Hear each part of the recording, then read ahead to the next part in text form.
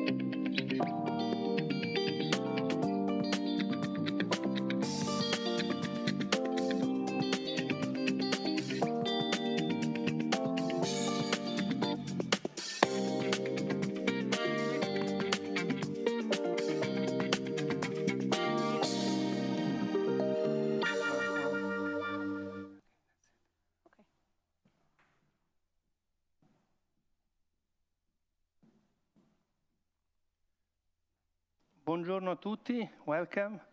I'm Gianluca Misuraka, I'm the team leader and key expert on AI diplomacy of InTouchAI.eu, that is the international outreach for human-centric artificial intelligence, and a EU-funded project by the European External Action Service for Foreign Policy Instruments, implemented in collaboration with DG Connect. And I'm Gry Hasselbalch, the AI ethics expert for the InTouchAI project, and I'm also very happy to be here with you, Gianluca. Well, Gry, we have a fantastic, let's say, venue here. So thanks and grazie, first of all, to the Italian commissioner and Italy for having hosted us. So today we will go through a very rich program. So first of all, we have been this morning already opening with His Excellency Ambassador Fontana the European AI Week. And in fact, this event is framed within the framework of the European AI Excellence and Trust in the World. That is a specific let's say, initiative that has been organized by DG Connect through the InTouchAI.eu project to really showcase what is the excellence and the activities that the European Union and the European Commission in particular is being developing in this area. Yes, and we've been throughout the day, and also we will now talk a lot about the human-centric approach, the relation between humans and technologies, and that's something that that is very core to our project, and something that we actually thinking about how can we in a way create a more global discourse on that and dialogue on this. Yeah. And in fact, actually, before giving again the floor to Gry and actually start the discussion, we also have a virtual exhibition where many member states have been involved, including, of course, Italy and others. And tomorrow we will also host at the Spanish Pavilion 2 workshops on the human-centric, let's say, approach to global challenges, in particular AI for sustainability and AI for health. So with no further ado, I pass the floor to Gry as we are in Italy virtually here at Expo Dubai. Yes, and I have the great pleasure, because we are, of course, in the Italian pavilion, to introduce Commissioner General Paolo Glicenti now to his responsibility for the participation of Italy in Expo Dubai. Molto grazie per averci ospitato in questo bellissimo padiglione. E ora le cedo la parola. Thank you very much. I want to welcome Undersecretary of Economic Development Anna Scani, who is connected remotely with us, the Ambassador Andrea Fontana, with whom we worked very intensively during the last few months. Thank you, Andrea, for your cooperation and support. And I want to welcome Honorable Brando Benifei and your distinguished guests. I want to just tell you that the pavilion is connected worldwide. We have yesterday reached the number of 12 million virtual visitors. We are the pavilion with the highest number of virtual visitors, and they connect often with our events, so I just want to welcome them, wherever they are, worldwide, to our event today. Expo, let me say, Expo 2020 Dubai, Connecting Minds, Creating the Future, perfectly sums up, I think, a global commitment to creating and spreading technology infrastructure and digital culture, essential conditions nowadays for inclusive and sustainable development. Today, the Italian Pavilion, in collaboration with the European Union, hosts an international forum representing an opportunity to analyze international scenarios and understand which action to undertake to ensure trustworthy artificial intelligence. Trustworthy artificial intelligence, meaning that it's truly equitable, inclusive, ethical. We will investigate with this discussion how to spread artificial intelligence awareness to guide concrete digital development throughout society. The event, in my view, in my opinion, represents a new step towards the establishment of what I would call artificial intelligence diplomacy, connecting countries, continents, governance models, and of artificial intelligence development and applications. Expo 2020 Dubai, in my experience of the last 5.5 months, has represented an important platform for strengthening artificial intelligence diplomacy at the global level, promoting the values of democratic governance and respect of fundamental rights, especially in the current challenging international context. A few weeks ago, we have launched here, in this diplomatic pathway around artificial intelligence, a forum with Israel, the Emirati, the United Arab Emirates, and Italy on artificial intelligence and cybersecurity in human health, which represented a great moment to see universities, research centers, government officials from all our countries meeting here to promote a model that was told on that day was around human-centric artificial intelligence. Artificial intelligence diplomacy in this sense is particularly relevant in this expo when we compare different models of artificial intelligence development and governance. In the UAE and the MENASA region, Italy and the EU are pioneering the exchanges and the comparison among different governance models by adopting multidisciplinary approach to this global discussion. This is the experience we had in the last few months here. This global dimension of artificial intelligence crucial role is witnessed by the growing role of MENASA region and the United Arab Emirates in developing an ecosystem of universities, companies, and research centers working more and more together around new technologies, new applications, and putting the country on the forefront of innovation and digitalization, with no separation anymore between private and public sector. This engagement is witnessed here at Expo in my view, with the presence here of the UAE at this highest possible level, and today especially with Professor Xing, president of Mohammed bin Zayed University of Artificial Intelligence, which was the first artificial intelligence university in the UAE to really operate and act here. So I want to thank Professor Xing for his presence and for his contribution to our discussion. Let me conclude by saying that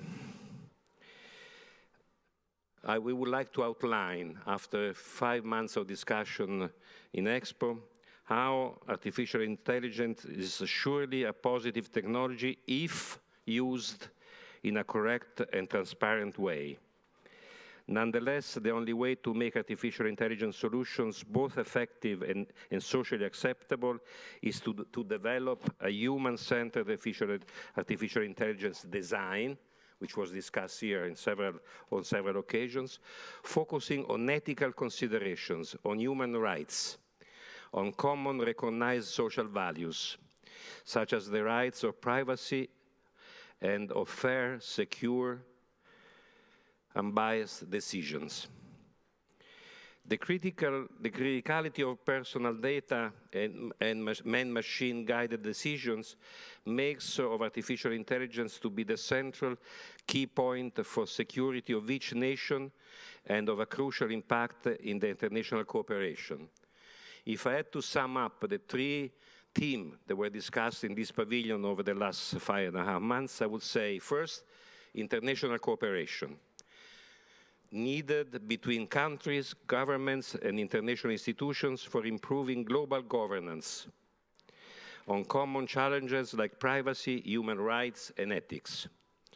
Secondly, scientific collaboration between universities, research centers, and experts, which is at the basis of artificial intelligence ecosystem. Finally, the third point has emerged here in our discussion, public-private partnership, to create innovative human-centered artificial intelligence governance, solutions, and applications for human beings and for the rest of the future for our society. So I want to thank you very much for the contribution you will give to this discussion, especially in a crucial moment when European Union and this part of the world is about to decide on which platform, on which rules, which governance to base artificial intelligence development and application in the future. So thank you very much for coming here. Thank you.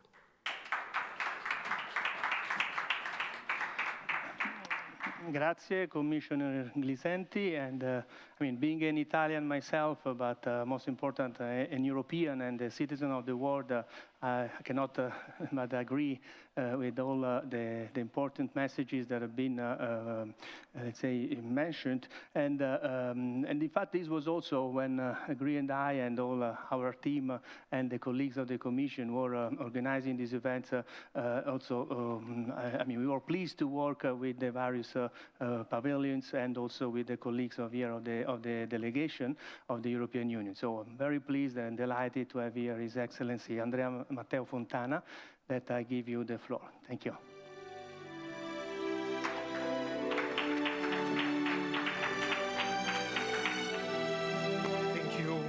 Thank you, Commissioner General Glisenti, for hosting us at the Italian Pavilion.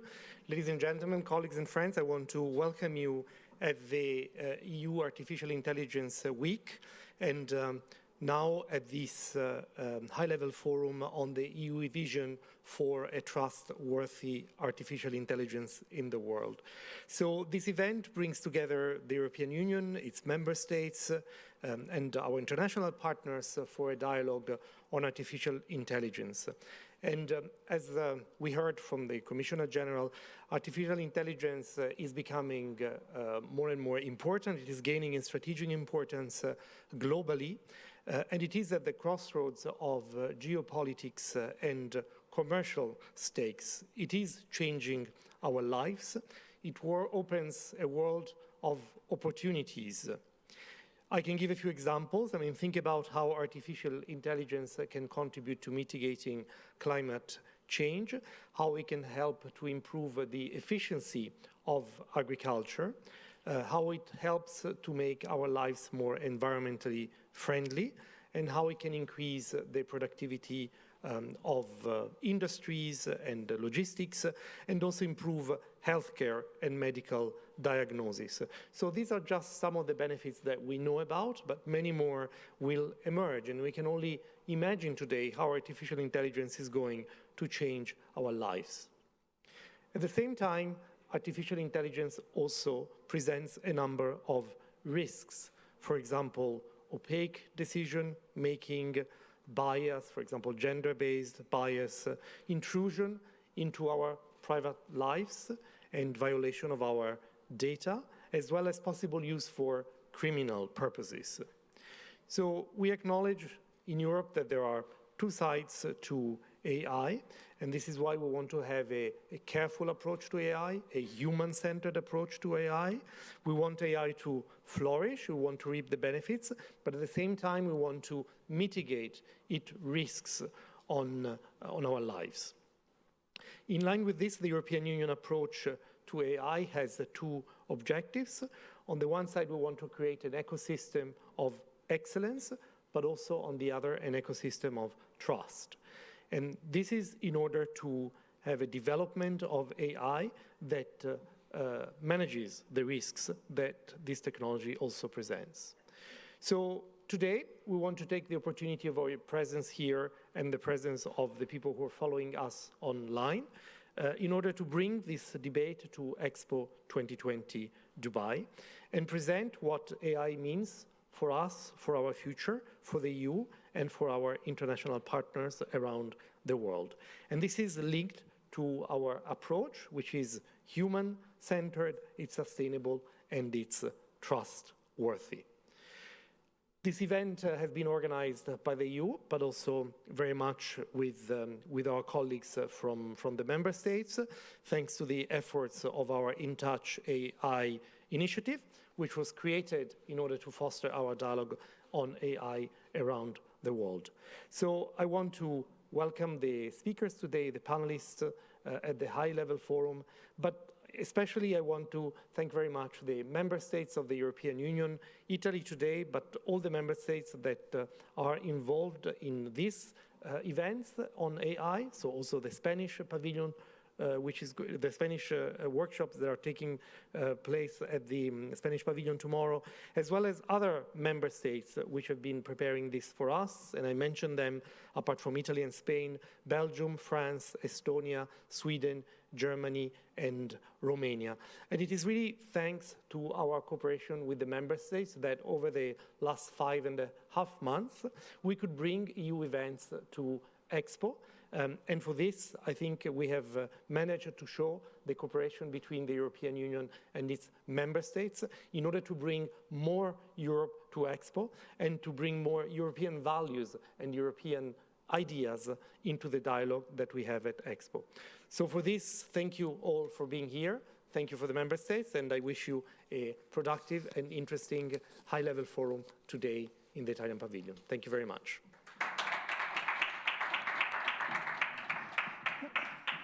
Thank you, Ambassador. And so I believe we should have now connected with us from Rome, Under Secretary of State, Honorable Anna Ascani from the Ministry for Economic Development.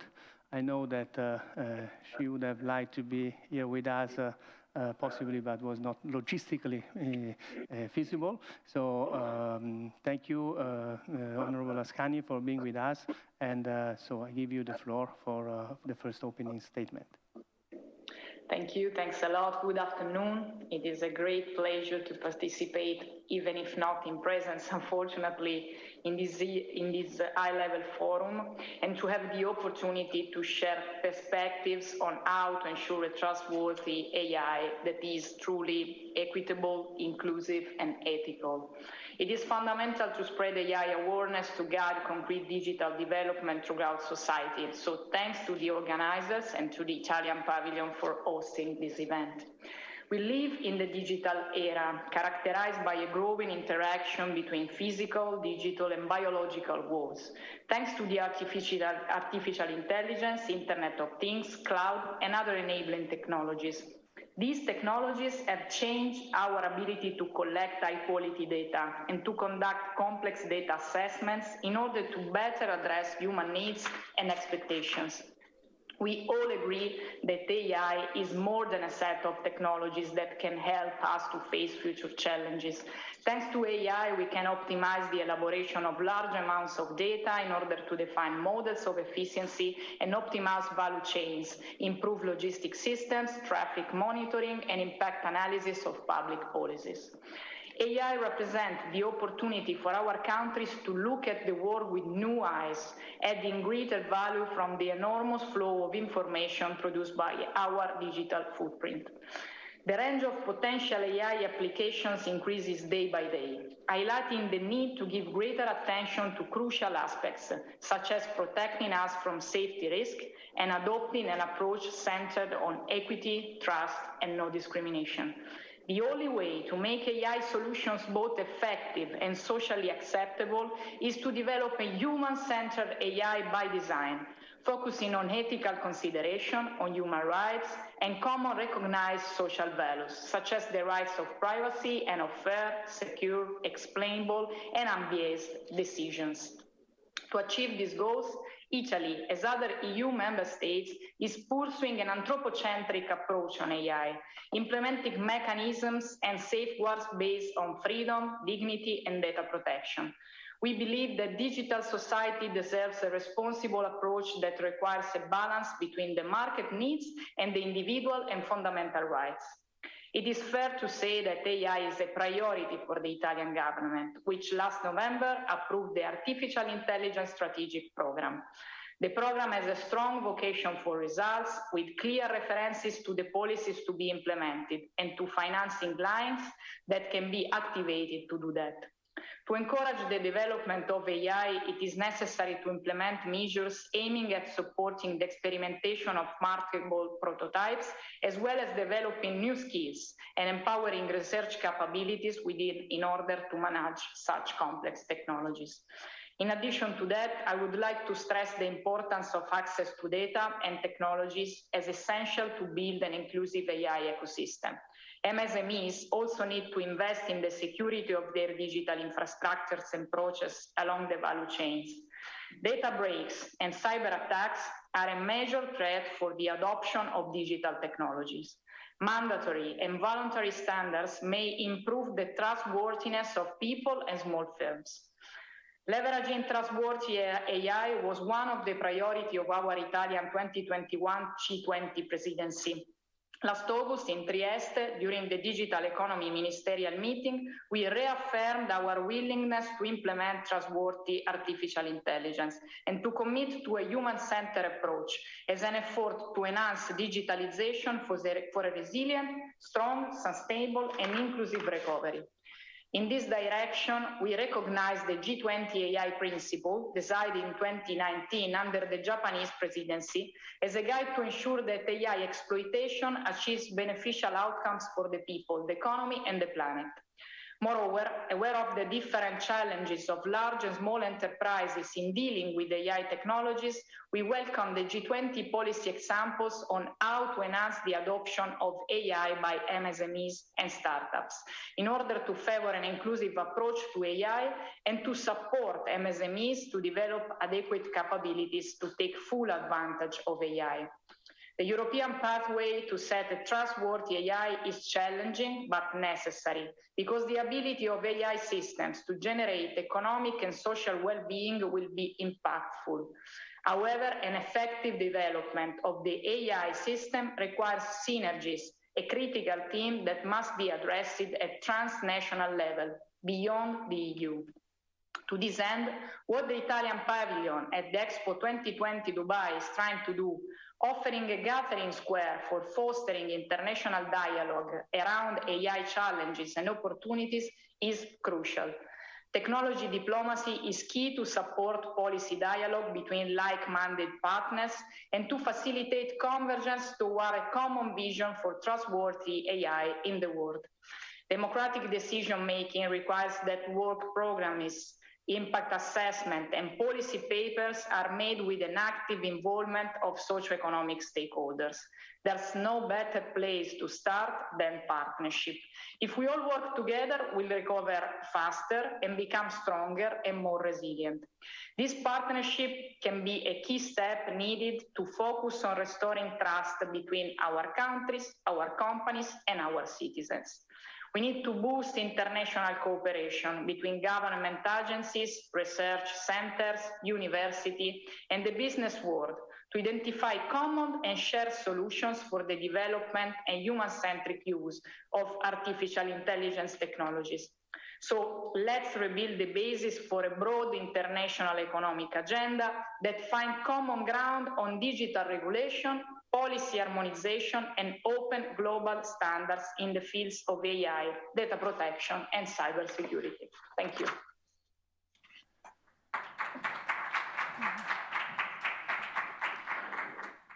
Well, thank you. So last year, many of you probably know that UNESCO's ethics recommendation on AI was adopted by member states. It is a global agreement, and of course, it's a milestone in global diplomacy on AI. And so we are very, very happy to have Gabriela Ramos here with us. She's Assistant Director-General for the Social and Human Sciences of UNESCO, where she oversees, among others, the UNESCO's work with ethics and also the implementation of this recommendation. And then one thing, very importantly, she's also a very strong voice on gender equality. So thank you for being here. Please. Well, thank you so much for the invitation, and it's really a pleasure to be in EXPO Dubai. It's a pleasure to be in the Italian pavilion. It's a pleasure to be with these dear friends, with the Deputy Minister, with the Commissioner, and the Ambassador. It's really great that you invited me. Actually, it's an honor, because you are addressing the question from the European perspective, and having the UNESCO recommendation there attests to the fact that is really built with very strong European commitment, very strong European engagement. All the countries that represent the European Union were present in the debates and were really, really supportive to have an instrument, a global instrument that is strong and that can really help address the challenges that have been mentioned. I will not go into that because it has been well represented how much artificial intelligence is changing the way we work, we exchange, we deal with the life and our societies.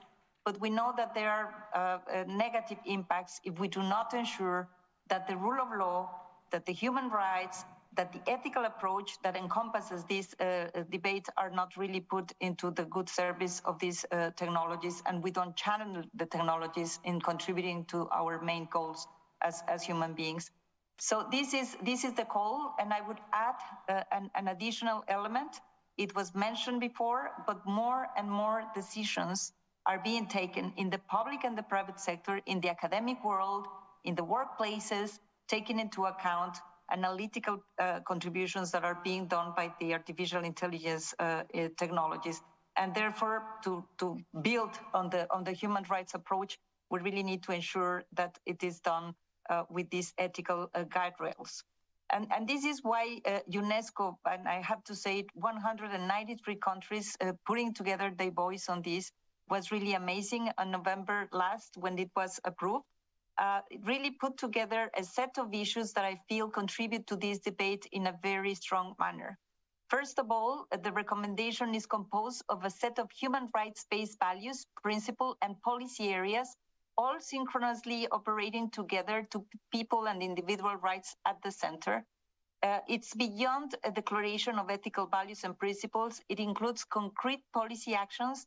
It calls for regulatory changes that need to be done to ensure that the incentives are there for artificial intelligence to contribute to address our challenges and to help us solve our problems and not creating more. Of course, there are many areas in which the recommendation is aligning with this view of the European Union and the European Commission that are discussing their own directives. But the reality is that we need to address the question of bias and discrimination that sometimes is just because the data is not of high quality or, again, representative, but it's also probably a manifestation of downstream experience of structural inequalities and exclusion upstream because of the way the concentrating aspect of these technologies in the economy.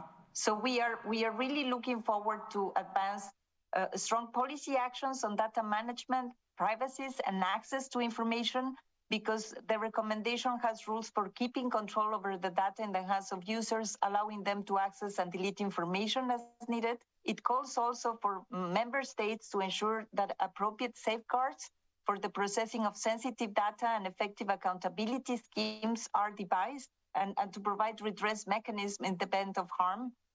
We are also looking at how to diminish the impact of these technologies on children, on our democracies, on misinformation. And we really take a very strong stance that these technologies should not be used for social scoring or mass surveillance purposes. Attention should be paid to the psychological and cognitive impact that these systems can have on children and young people. And member states should invest in promote digital media and information literacy skills to strengthen critical thinking and competencies. This is really one of the most important aspects that we are addressing. We are, of course, you mentioned the question of gender. We can speak a lot about how women are underrepresented in the development of these technologies, and then not be surprised of why there are biases and gender stereotypes. The fact that only 20%, 22% of AI developers are women tell us that there's a lot to do.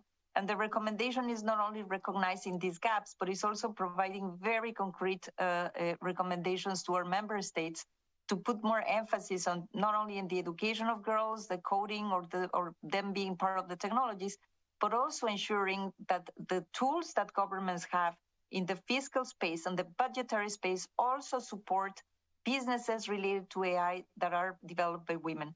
So it's walking the talk, is not only making a reference to the things that worry us, but ensuring that we have very concrete instruments to advance these elements. And we are ready to support members. This week I was with the president of Colombia that launched the implementation of the recommendation with the Latin American institutions and member states. We are working with the European Union and the European Commission to see how we can create the synergies for Europe to use this global instrument to advance this narrative that we all share, but that needs to be implemented in Africa, needs to be implemented in Asia and all the countries. I happen to be the former OECD Sherpa that worked with Japan for the principles in the 2019 summit. And also thank the Italian government, because they have also invited us to participate in the very dynamic presidency that they conducted on the G20. I have to say that all these efforts are aligned, and I hope that what the instrument brings in UNESCO, which is this global view, and the fact that 193 countries participating in their adoption could provide this impulse for this view and help them deliver for good. We are going to be working for an ethical impact assessment to be used by public and private sector. We are engaging with the private sector. Many companies really need to be or want to be recognized as ethical companies. And we will be working also within the mandates of UNESCO on education, on science and communication to ensure that this view prevails in the world of AI. So this is our contribution. I'm very glad to be here with you. I hope that we will be working together, and this honor that you have provided me to address you in this opening of this very important event will continue with our endeavors to ensure that AI help us solve our problems and do not create more than what we have. So thank you very much, and looking forward to the conclusions.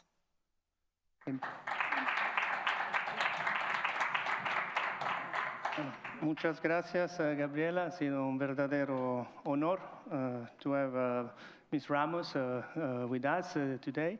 And so now is also a real pleasure, and not artificial, but real, as Brando Benifei is here with us to introduce Brando Benifei, that is a member of the European Parliament, is, as you know, a co-rapporteur of the AI Act, and is also a member of the Special Committee on Artificial Intelligence in the Digital Age, that has this wonderful acronym AIDA, that, as you know, is a Verdi symphony. So what better than the Italian Pavilion to discuss about the Verdi Symphony of Artificial Intelligence?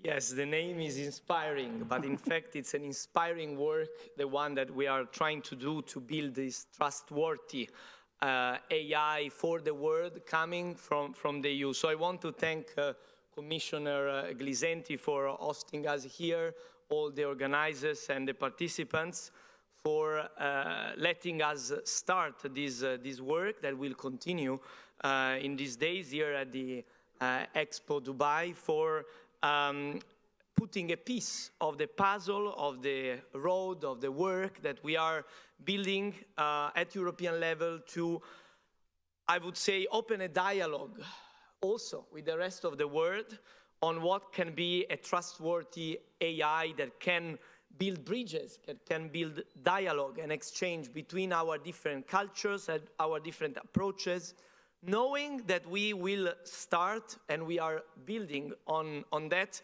with our values.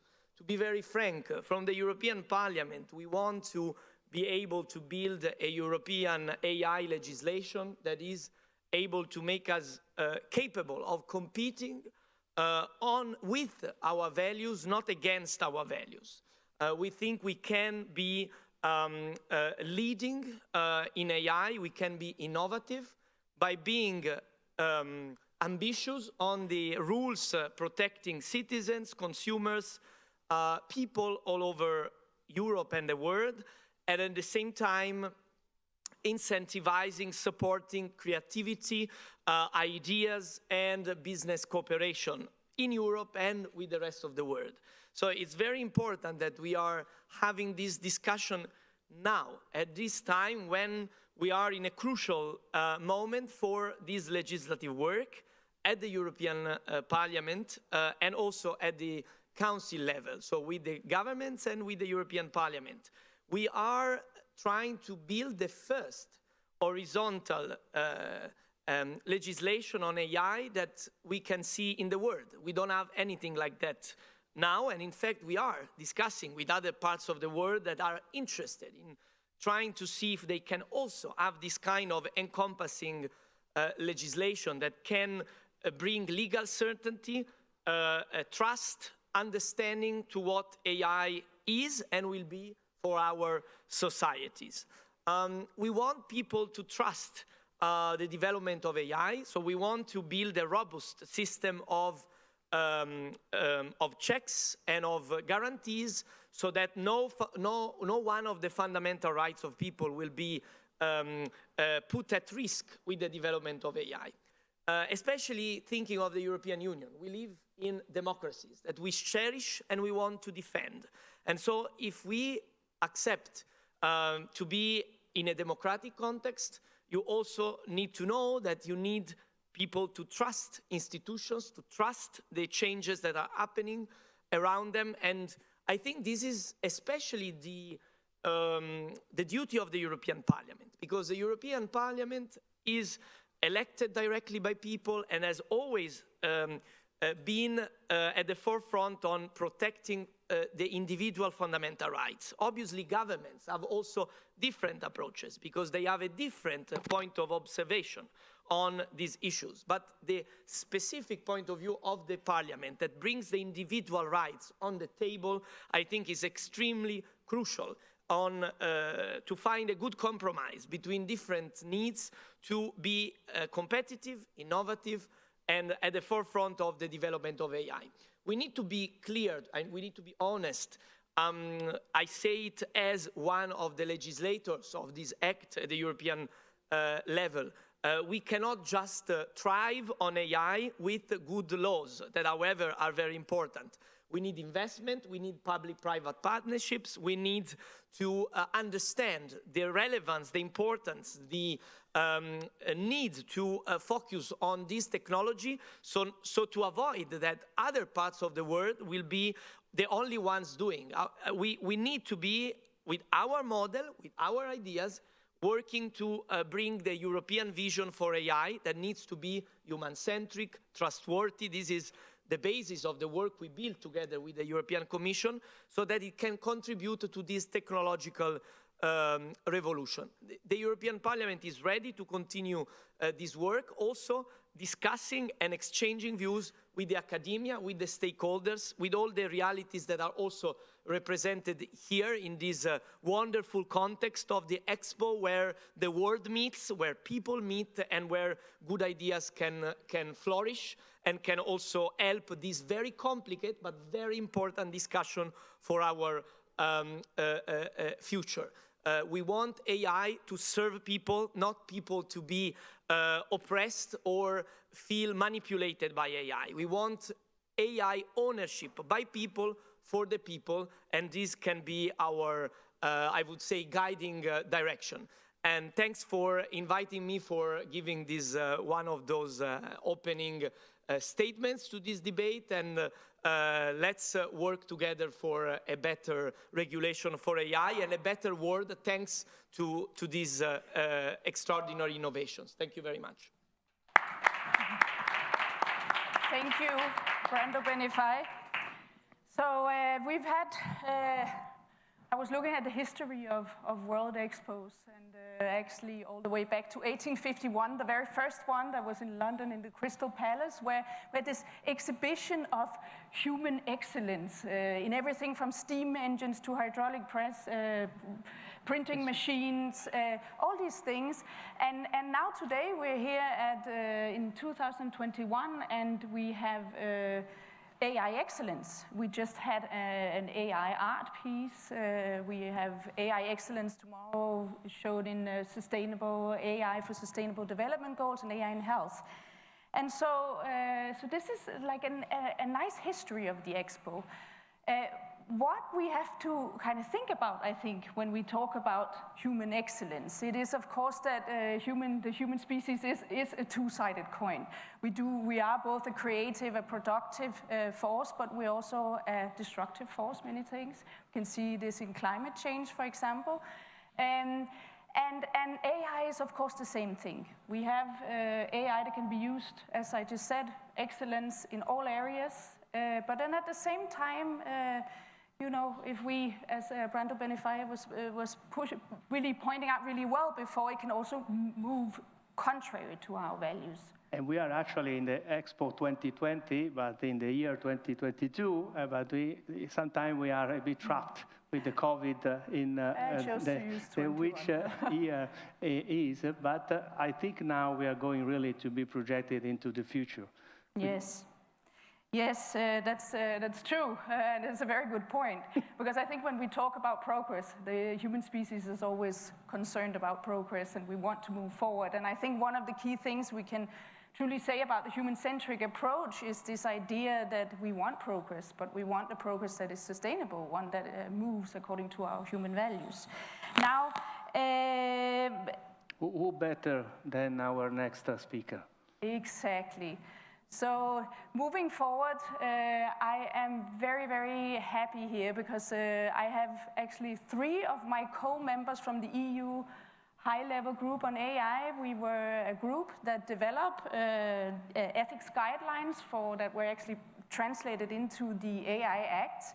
And when we talk about words like trustworthy and human-centric, it's very nice for us because we actually must say that we moved from the discourse on trusted AI to trustworthy. That's actually something we developed in the group.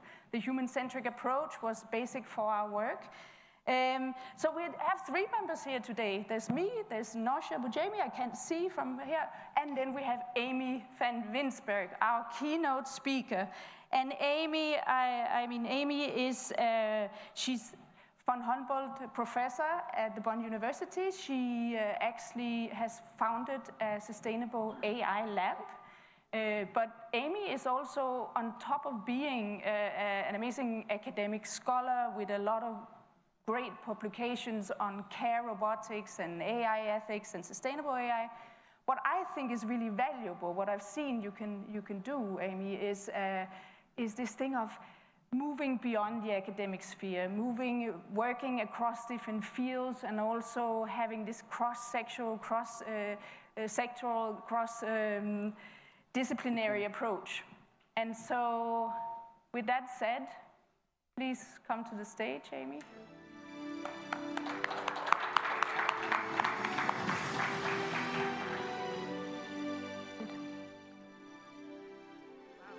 Thank you, Bree. And thanks for the music coming up. That felt epic, didn't it? Hope it looked epic. Thank you so much for inviting me to speak today. Thank you for the incredibly flattering words of welcome.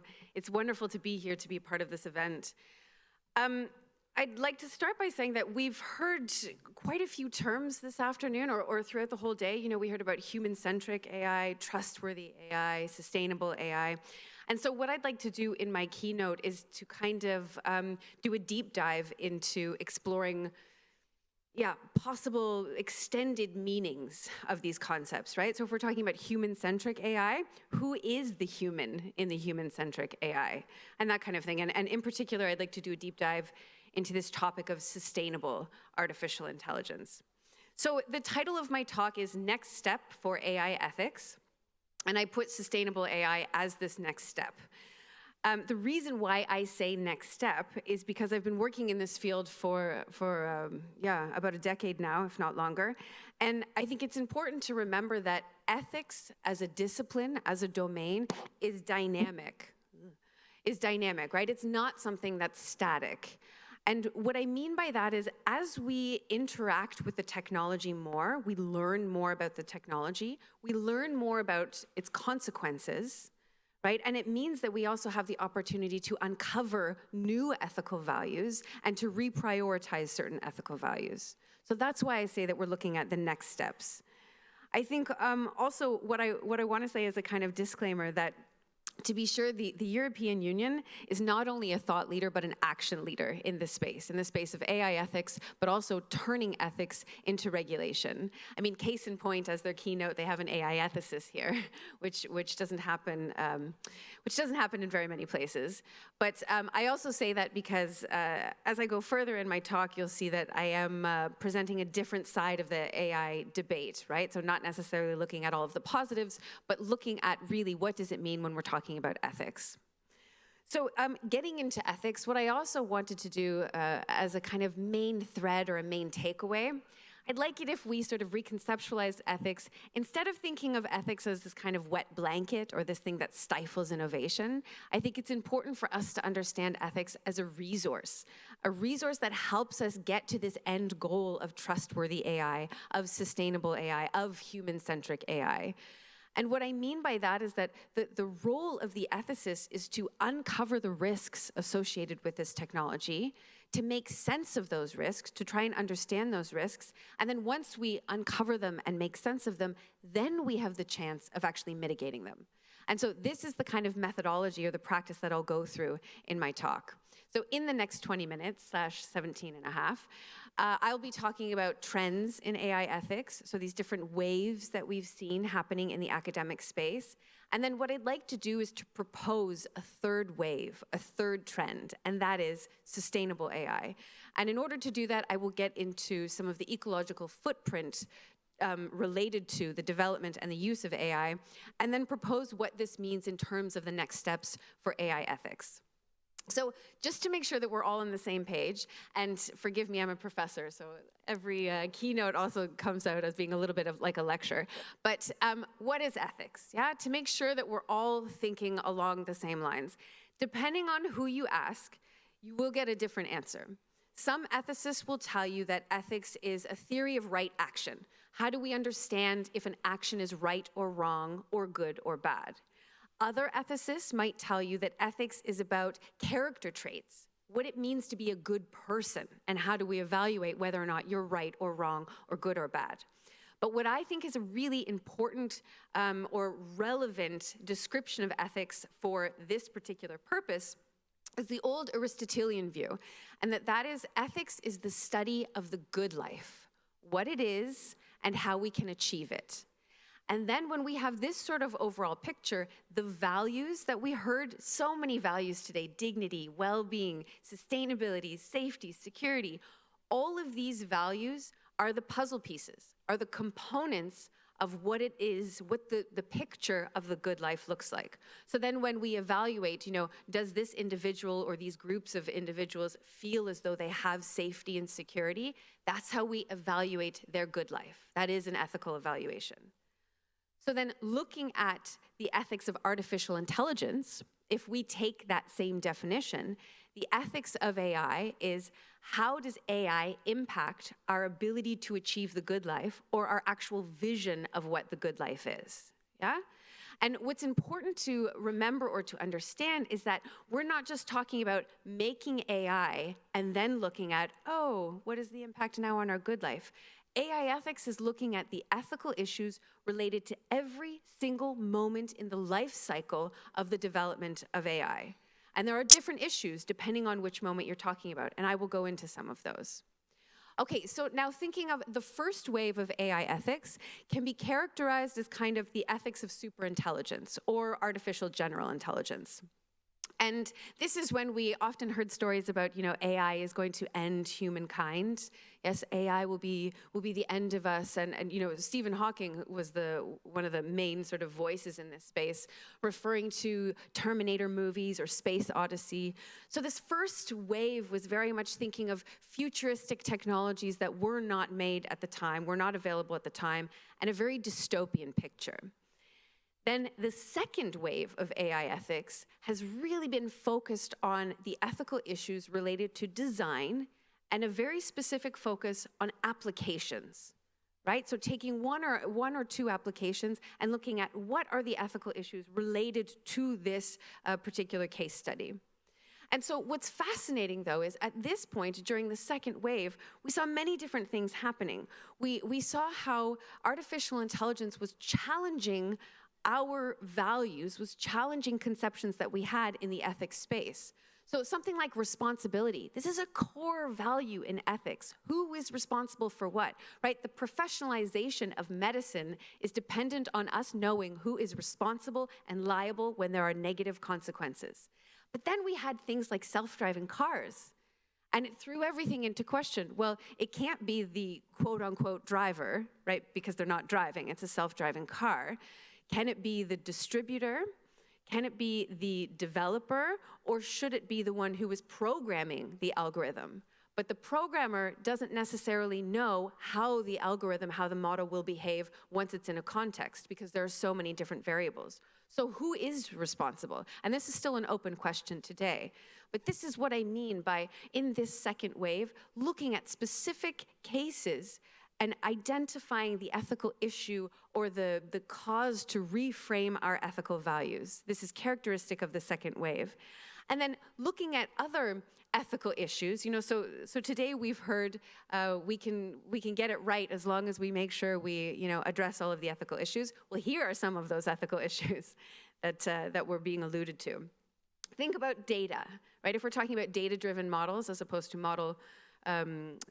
knowledge generation models, there are a variety of ethical issues related to the different stages in the lifestyle of just the data, right? So how has the data been sourced? And this was one of the more popular scandals, Cambridge Analytica and Facebook, where we understood that if you create a false survey, a fake survey to generate data so that you can learn more about the individuals, this is not an appropriate way of sourcing data.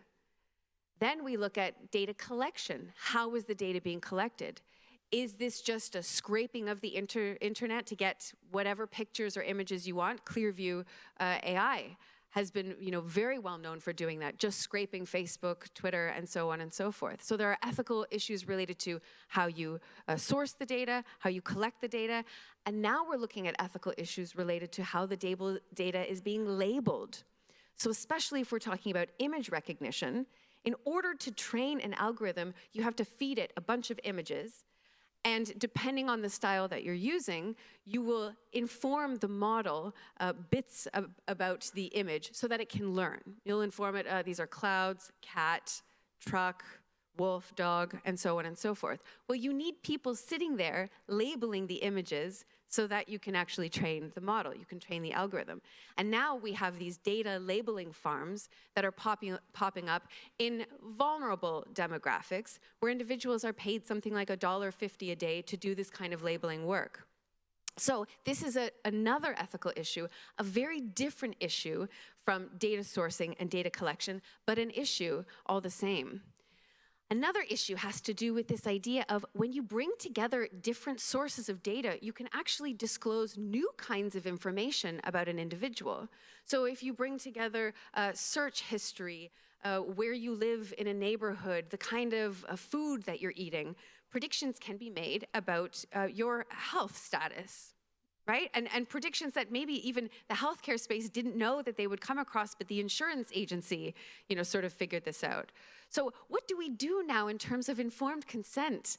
Consent to put your pictures and your information on Facebook is different from giving consent for that information to be used in a more cumulative sense to learn other things about you.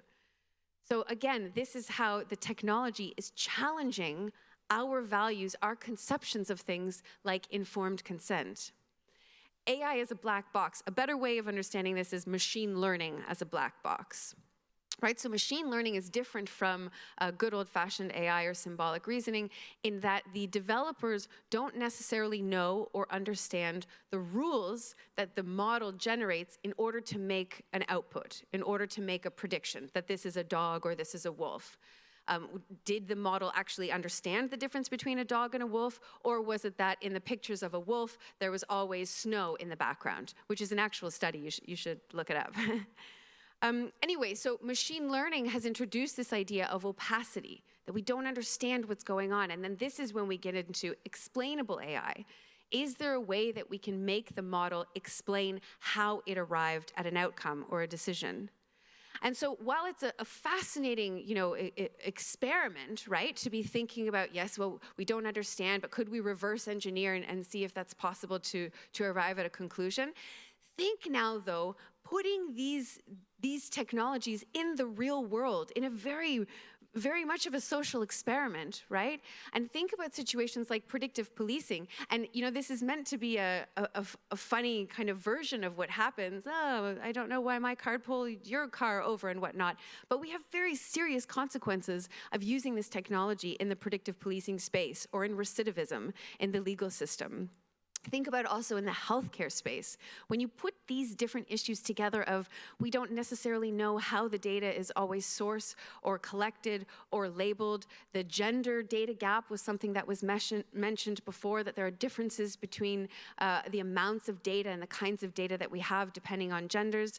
When you put these together, then a system like a suicide prevention chatbot can become incredibly problematic, especially not knowing what the rules are that are generated in order to predict whether or not an individual should go seek medical attention immediately or whether they should go for a long walk. So I say all of this to raise some of the ethical issues that have been on the table already. And because of these issues, and these are issues that we've been talking about now for the last few years, because of these issues, there have been now over 100 sets of AI ethics principles that have been created by governments, by institutions, other organizations. And these principles are meant to now step into a new era of design and development, and which is a really great sign. Instead of ethics being an afterthought, where you go through research and development, product iteration, and then you think about ethics, oh, now what could go wrong? Now, because of these sets of principles, we have a different way of framing the role of ethics. That ethics is now something that we think about much earlier on in the design process that allows us to get through the research and development stage to different product iterations. So I think it's a really important moment for the ethics community and also reaffirms this idea that ethics can be a resource. And then to be sure, as Brando had mentioned earlier, the EU is the first that is creating this transition now from ethics principles and guidelines to regulation. And I think that this is an incredibly monumental step. And of course, though, I wouldn't be an ethicist, paid to be critical if I also didn't have more critique. So what I also want to say is that, yes, absolutely, we move from looking at these ethical issues to how do we create principles to protect people, to how do we translate that into regulation.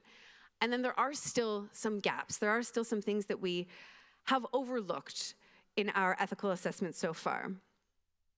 And I think the best way of explaining that, or the best way of explaining as I move into the next section, is when you think of AI, you usually think of the cloud, right? The architecture is on the cloud, or data, or AI. And in the beautiful artwork that we saw code going by.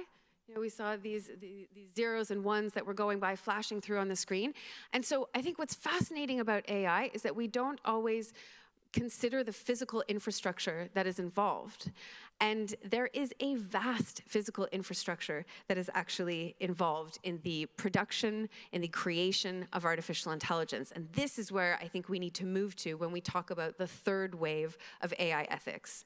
So whereas in the second wave, it was really focusing on a certain application, I think we run the risk when we focus on an application or a cluster of applications, it's difficult for us to step back and to see the entire picture before us. We can't see the forest from the trees. And so I think it's time now that we look at the forest, that we understand this infrastructure of artificial intelligence, that there is a physical infrastructure here, and that we do this through looking at sustainable artificial intelligence. And now, what I am suggesting sustainable artificial intelligence is that it's a movement to foster change in the entire life cycle of AI products towards greater ecological integrity and social justice. And this field of artificial intelligence, you can imagine that there's this umbrella term of sustainable AI, and that you have two different kind of branches, AI for sustainability and the sustainability of AI. And now, in terms of AI for sustainability, we heard a lot about that today, and there are quite a few initiatives. The ITU AI for Good is one of the most well-known platforms. It started out as a physical conference to go to every year, and now, in the current situation, has moved to an online platform available throughout the whole year. And this is fantastic, but I think what's also important to remember is that not all applications will have this kind of underlying core of AI for sustainability. In fact, the majority of AI applications will not be for certain sustainable ends. I think also in thinking of the AI for good or the AI for the SDGs, we do also run the risk of kind of clouding our minds with this techno-solutionism view, right? That technology can solve these kinds of problems, when really there are some problems that are social problems where technology isn't the main way in which we should solve these problems. But most importantly, we need to consider that there is an environmental impact associated with the training, with the retraining or the retuning of artificial intelligence, and this impact needs to be considered, especially given the fact that we are in the middle of a climate crisis. So I addressed just a few of the ecological footprints so that we get a sense of what I mean when I'm talking about the sustainability of artificial intelligence. First one, carbon emissions. Now there's one very well-known study by a professor in the United States, Struble et al., and she did a study a few years ago where she was looking at measuring carbon emissions of one GPU, one natural language processing model. So training this model on one GPU. And she found, it's an average size model, she found that it produced approximately 600,000 pounds of carbon dioxide emissions. And if we compare this to, how that makes sense for us, that's approximately the carbon emissions of 5 cars over the lifetime of those cars. Yeah? And it might not sound like so much because it's, so 5 cars, but this is one model we're talking about. And then think about big tech and the thousands of models, the hundreds of thousands of GPUs that are running in companies like Facebook, Amazon, Apple, Google, and so on and so forth. In fact, I was at COP a few months ago, and I listened to a fascinating presentation by Google where they were talking about a reforestation or a project, reforestation protection project. And they talked about, in order to train the algorithm to identify where there were blank spots in the forest, they were using 2,000 GPUs trained continuously over 4 days. Right? So we have 5 cars with 1 GPU, 1 model, and now think 2,000 GPUs, 2,000 computers training consistently over 4 days. This is a lot of cars that we're adding to the road in a time where we need to be reducing carbon emissions, not contributing to carbon emissions. Then another ecological footprint, the mining of precious minerals. Again, going back to this idea that there is this physical infrastructure, in order for us to have the pieces that we need, the batteries, the variety of chips that are needed, they need minerals in them, lithium, tin, and so on. And now in the same way that diamonds came to be referred to as blood diamonds, now these minerals are coming to be referred to as blood minerals. Yeah? And it's not just the exploitation of people, it's also the exploitation of the planet. In certain instances, when you take these minerals from the planet, you actually leave different toxins, or you create different toxins that remain in the environment. And none of the AI infrastructure could function without these minerals. So what's also important to remember is that since antiquity, the business of mining has only been profitable because these communities and these consequences have remained hidden. The illness and the death to the miners, the loss of the communities and the displacement that happens, these practices have only been profitable because we don't know about everything that's going on. The last one I want to mention is electronic waste. And now, of course, this is not something that's new for artificial intelligence. But if you look at how we've done so far, we haven't done very well, right? We don't have systematic practices and processes for recycling our electronic materials. In fact, the majority of our electronic materials, our e-waste, are sent to other countries where there's often vulnerable and marginalized demographics who are responsible for taking these products in. Now, there are individuals who dismantle these projects and they suffer from the health hazards, being exposed to the toxins, but also having these materials just sort of lying around in your neighborhoods, the toxins that are in these materials seep into the soil and poison the soil, right? So this affects the water, this affects agriculture, it affects these communities. So what's important to remember is that with these ecological costs, it is hidden and vulnerable demographics that are bearing the burden of these costs. Yeah, so when we talk about human-centric AI, again, I go back to the question that I started with, who is the human in human-centric? And when we talk about making sustainable AI, is it just about making AI to achieve the sustainability, the sustainable development goals? So why care about the sustainability of AI? From the AI ethics perspective, this does something massive. If we focus on the environmental consequences, if we reframe the whole conversation of AI ethics to place environment at the beginning, at the core, this forces us then to pay attention to these hidden and vulnerable demographics, to these hidden costs that we hadn't paid attention to before. But why we should also care about this is, you know, we heard earlier today about, what was the quote? It's not if we use AI, but how and when we use AI, right? So this isn't a question of are we going to be using AI? It's just sort of when is this going to be as pervasive as we anticipate it's going to be. So new AI companies popping up every day. In terms of investments and revenue, also in the AIDA report, 3.4 billion was invested in Europe in 2018. Also in 2018, 31 billion in the US, 21 billion in China. So again, we're not talking about this small technology that will be used, you know, in one application here, in one country or another country. This is massive. So those environmental, those ecological footprints that I was talking about will also be massive. AI is infrastructure. I think this is an important thing for us to think about. The fact that right now, AI uses the existing infrastructures, right? Uses the mines that we've already been using for other electronic materials and products, uses the water supplies that the cities have built, uses the fiber optic cables that the cities have also built, right? So AI uses existing infrastructures. At a certain moment, AI will itself become an infrastructure. AI is already used as part of the business model, right? Advertising is the business model for many online companies, and AI is the infrastructure to achieve that. Or in the blackout last summer when Facebook went offline and crashed for a few hours, businesses in Africa could not function. AI was the infrastructure for them to function. So when we consider that in mind, you know, the fact that we're talking about a new infrastructure being created, then we ask questions about carbon lock-in. And then I go back to all of the ecological footprints that I was talking about. If we move forward quickly with this infrastructure, what are we locking ourselves into? And the reason why we need to be thinking about this today is because of the current situation that we're in, because we are in this climate crisis. Okay, so I go back to that was sad. I go back to the powerful ethics as a resource. The reason why I am bringing this up goes back to where I started, that we should see ethics. I know that must have felt like a Debbie Downer of a talk, but the point was that I'm trying to uncover risks, to make sense of why they are risks, so that we can mitigate them, so that we can prevent these risks from actually happening.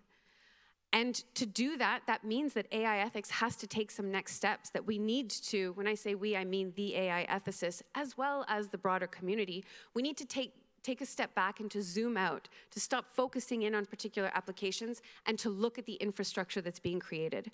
We need to place environment as the starting point and to see how that changes what human-centric AI means, what trustworthy AI means. And we need to look at creating measurement tools, ways of assessing so that we can help the regulators in terms of measuring carbon emissions, computing power, looking at procurement change and the possibility of slave labor throughout that chain. So with that, thank you. Oh, no, sorry, just kidding. Recap. Okay, so where I started was AI brings new, often unintended consequences. I'm suggesting that AI ethics can be used as a resource to uncover and to understand these risks, and this is a step towards regulation. I think attention to sustainability of AI allows us to uncover hidden costs and the demographics who are suffering from these hidden costs, and we need to include environmental costs in future AI regulation. Now I say thank you very much for your attention and for the invitation to be here. And yes, I'm here for any questions, or maybe not, because we probably don't have time. No, just kidding, no questions, but thank you. Well, thank you, Amy. This was fantastic. And just quickly, just to say, this is actually really the human-centric approach, what it's all about. It's our power as humans to be ethical agents and ask questions like this and readjust and reflect accordingly. So I think you're a perfect example of the human-centric approach. Thank you. Yes, thank you very much, Amy. And while I believe there will be a change of setting here, I just want to remind that, we are, as we said, in the Italian pavilion. So this looks like having an Italian meal, because we had, a fantastic antipasto with talking about AI diplomacy. We had, I would say, an amazing, let's say, first main course with Amy and on AI ethics, and now we are going to have a second main course, as it is. A tradition in Italy, with a fantastic panel. You should also know that this is for us, for Gree and me, and all the team of the InTouchAI.eu and the colleagues of the Commission, our second main event, as we actually were launched and started our activities in September 2021 at the Slovenian presidency, where we organized a conference together with the Commission colleagues exactly on artificial intelligence from ambition to action. So that was let's say the topic, and that's why we are here, to really discuss how we move from principle and from the debate to the real implementation of activities. And so for this, I would actually ask the colleagues to set the stage and also call the panel participants, as we have really, for this third part, a wonderful group of experts, as we have, first of all, Noza Boujema, that is a Global Vice President on Digital Ethics and Responsible Artificial Intelligence for IKEA. And she was actually the Vice Chair of the high-level expert group on artificial intelligence that was mentioned before.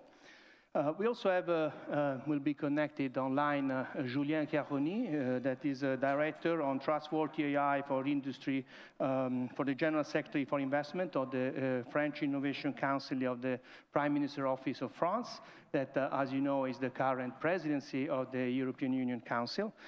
We have here Professor Fosca Giannotti, that is actually professor at the Scuola Normale Superiore di Pisa and also director at the Italian National Research Council. And Malavika Yayaram, that is executive director of the Digital Asia Hub and also a renowned professor from Harvard.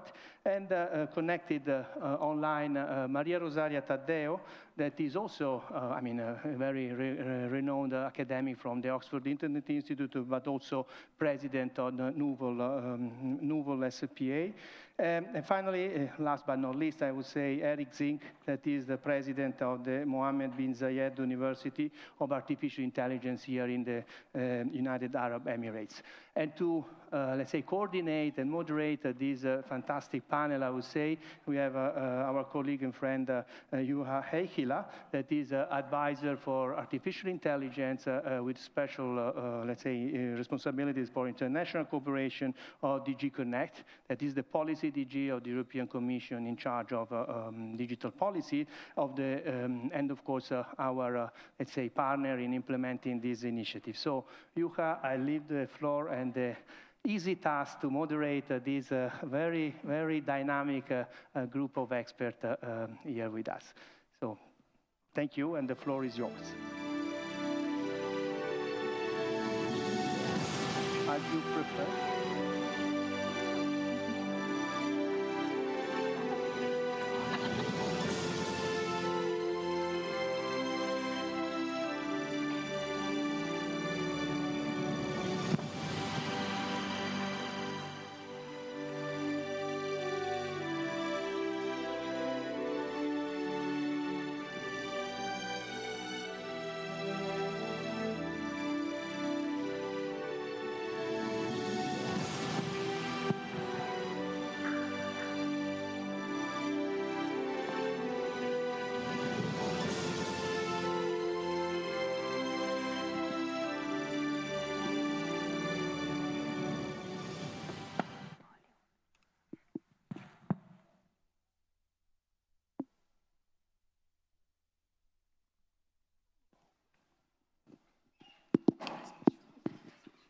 Okay, I think you can hear me now, right?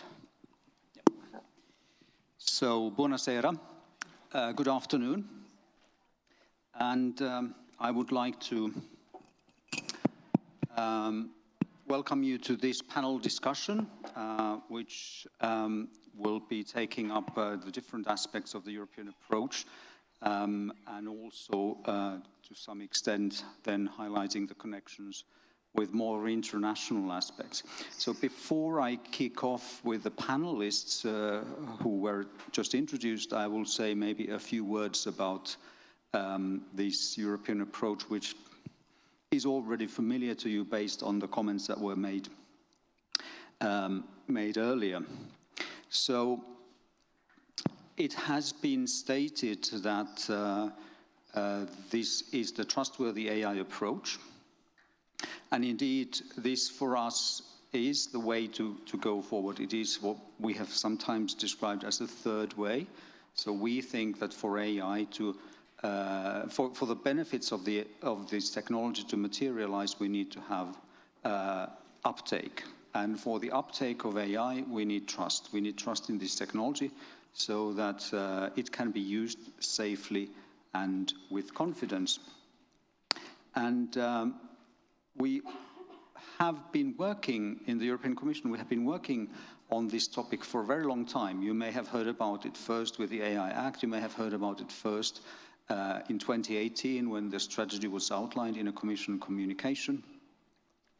However, in terms of research and innovation funding, I was already involved in this work in 2005. In fact, in 2004, more or less, can be seen as the starting point for a significant amount of funding in AI and AI-empowered robotics.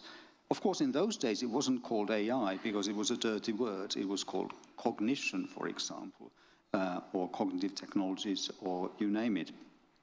However, that has been the sort of constant line, and there has been this significant and consistent investment in the research and innovation aspects of this technology for a very long time.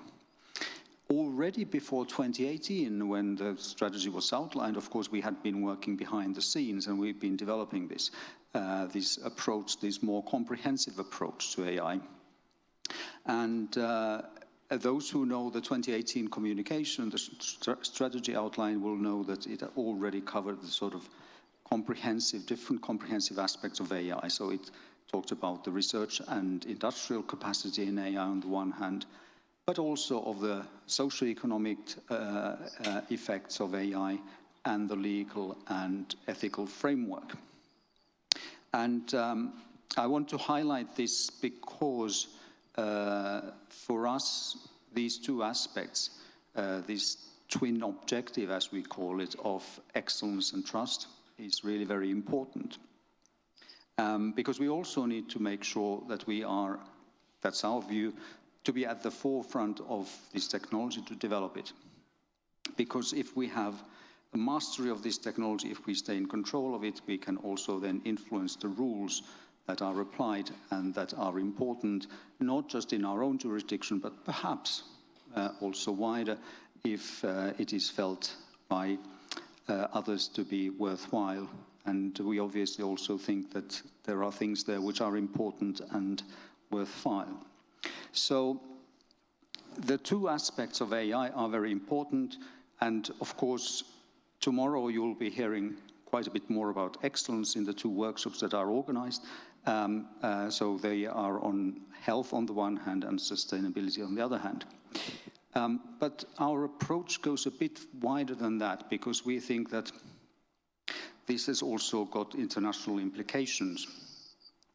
It's got international implications because we also want to play a constructive role in the responsible governance and good governance of artificial intelligence more broadly. So this is one of the things that we have emphasized, for example, in the recent coordinated plan on AI, which was published with the member states together with the AI package last year in April. So this by way of an introduction, if you like, sort of long-standing work on AI, on its different aspects and how we take it forward. And I would now like to then turn to our panelists and by means of questions ask them to give their views on this and highlight certain aspects that they think are important and we think is of interest also to this audience. So I would like to start with one question to all the panelists and ask them how you see, what do you think is essential or crucial to grasp and to take advantage of the opportunities that AI offers, but without it actually compromising either our values or without undermining the trustworthy approach in the broad sense that we have already discussed. So I would invite you to comment on this, and I would like to start with you, Malavika, if you could give your views in a few minutes on this particular aspect, how you see that from your perspective, also from your more international perspective than just the European perspective. Thank you so much. Thank you to the organizers for having me. I think I'm the in the world part of this topic, which is great. But usually what happens is I sort of speak after everyone else to say, to wrap up once Europe and America have had their say, to sort of say, well, you as a woman, person of color, and from somewhere else, what do you think? How do you solve this problem? So I think asking me to go first is a very novel thing for me. Thank you. I think for me, the key to grasping the opportunities is to actually twist your question around. You asked how we grasp the opportunities of AI and not compromise on, the fundamental rights and values. I think if you put the values first and the AI second, is sort of the very first thing I would say, because what I find, especially in my part of the world, the question is always, where can we use AI, not what problem are we trying to solve? And I think if you don't start with posing the problem, framing the question the right way, and posing it to the right audience of people who actually have agency and autonomy to answer that question for themselves. If someone in a top-down, design sort of supply chain is saying this is how we fix this, I think that sort of sets you up for problems further down the chain, and then you're doing what Amy talked about, which is sort of bolting it on in a sort of very Frankenstein kind of way, like adding the ears and the toes and the nails afterwards. So I think asking it up front and asking the right people and framing the question about, and I think that sort of brings me to the first point, which is it's not inevitable, right? And I think the biggest key to successful implementations is being very thoughtful about saying, is AI the best solution? Is it the only solution? Is integrating it in this particular way the right approach? I think sort of looking at the plurality of options and then picking the correct approach, I think that's sort of one of the fundamental things. I'm also a very big fan of sort of what I call the 3 C's. Context. Context really, really matters. You take something, and I don't mean it just in the sense of Europe creating regulations and then sort of trying to transpose it to the rest of the world. I mean it more in the sense of the technologies and the solutions themselves. In computer science, the idea is you're taught to think in a modular way. You're taught to never create something from scratch if you can reuse it, repurpose, recycle, take code, port it to some other context, and you have really weird consequences when you port it out of context, when it crosses certain, privacy boundaries, certain other kinds of trust norms that we have. So I think context is really key. Conditions are really key. You take something like, the AI Act in Europe, the sort of discussions that are happening, it looks great, it looks fantastic, and then you move it to a country that, one, doesn't have the same sense of European values. They don't protect human rights in the same way. They don't have the institutional and legal frameworks that are the scaffolding and the skeleton on which you build this horizontal frame that Bruno was talking about. And I think the 3rd C for me is civil society and critique are really, really important. When I look at something like the AI Act, where 115 civil society organizations have actually given comments, produced a statement, and then you've actually seen the European institutions respond to those comments, take them on board, whether it was kicking or screaming or, with a little bit of excitement, but sort of actually watching democracy in action.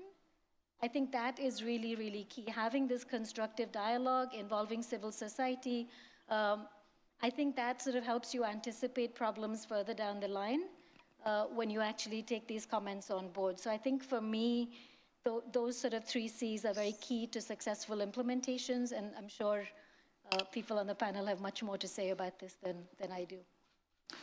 Thank you very much indeed, Malavika. Very, very interesting thoughts and very interesting ideas and comments. Eric, I'd like to turn to you now. How do you see this? What's your take on this same question? Yeah, thank you. I want to begin by thanking you for inviting me to be in this distinguished panel. As an academic, we don't always have the opportunity to speak out, what we think to be the AI, right? So how should I say, every time, I hear the word of AI, the implication and definition changes. 30 years ago when I entered AI, it was a kind of a modest, if not failing field, that is to be defunded by many agencies. But nowadays, when we hear about AI, it is the universe of everything people do.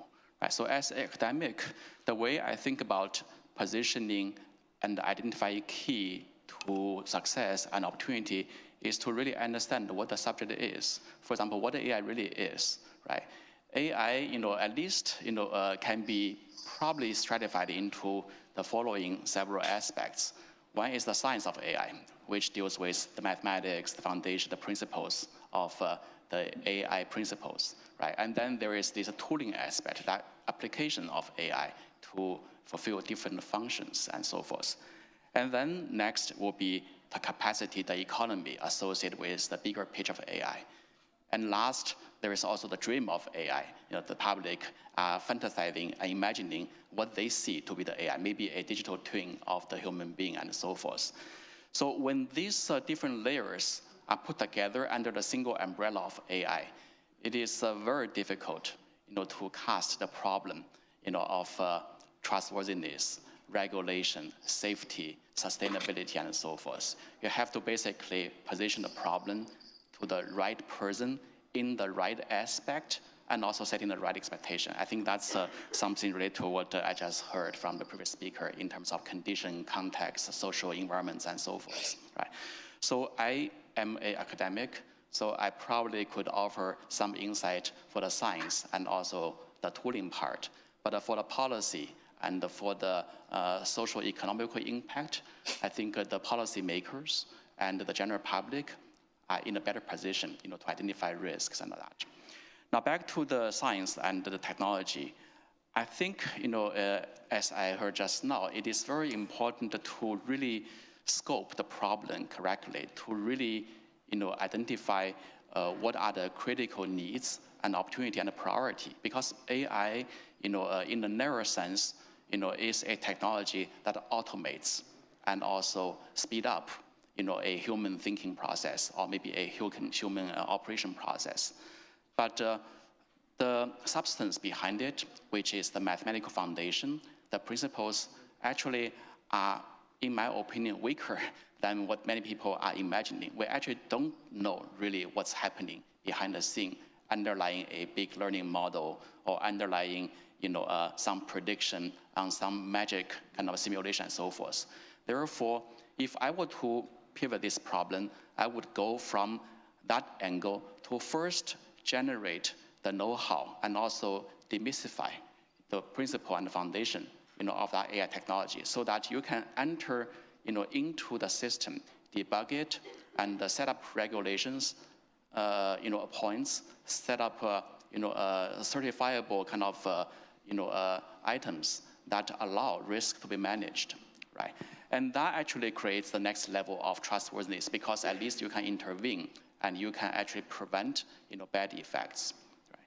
And then, in terms of the practice of scientific research in AI, there is a boundary. We know that in biology, when you do experimental biology, you are not supposed to really abuse, the opportunity and the resource to do everything that you are able to do, just from a pure science standpoint. But I think it is very important for the policymakers and for the ethical kind of aspect to enter the research early, so that the researchers who are not necessarily familiar and trained or exposed to these type of aspects gets educated and know the boundary, develop a respect and also a discipline on what to do, what not to do.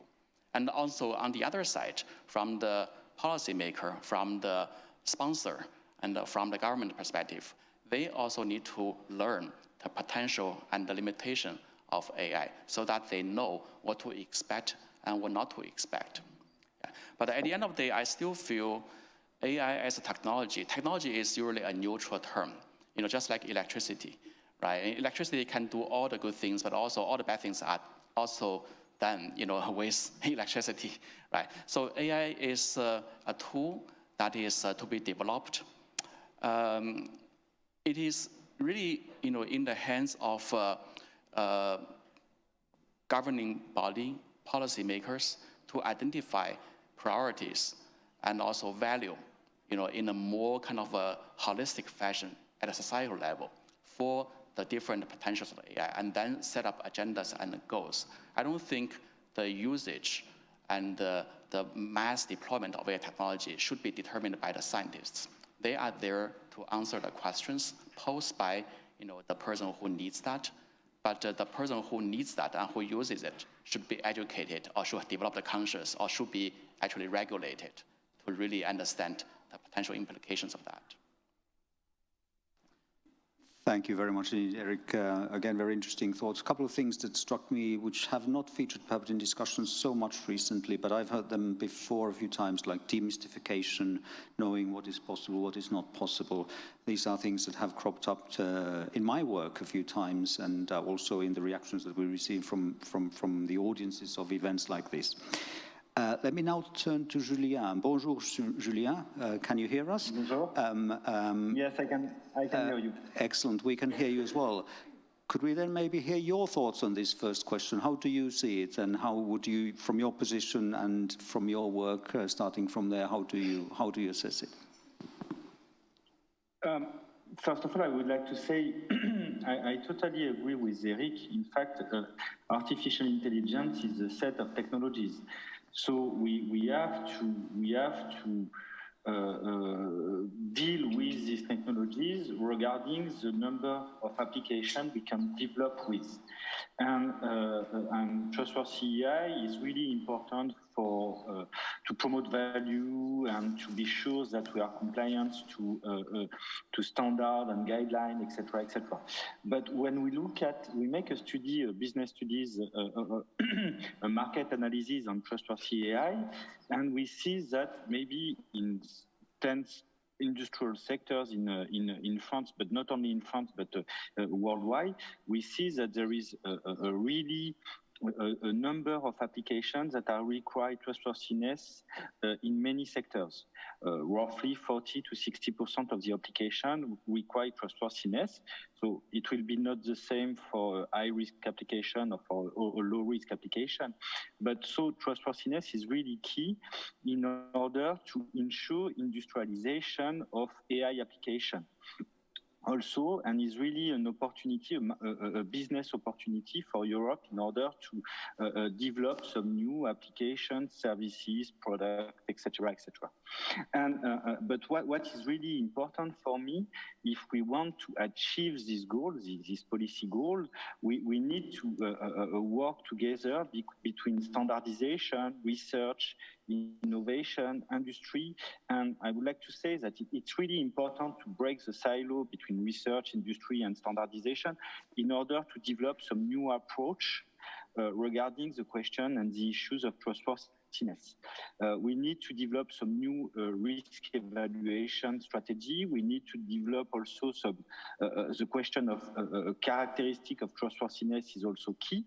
And as Eric mentioned just before, the question of education and understanding is also key for me, because at the end it will be used by citizens, and we need to improve knowledge, understanding about these technologies of Trustworthy AI in order to be sure that at the end it will be accepted by all the citizens and all the people.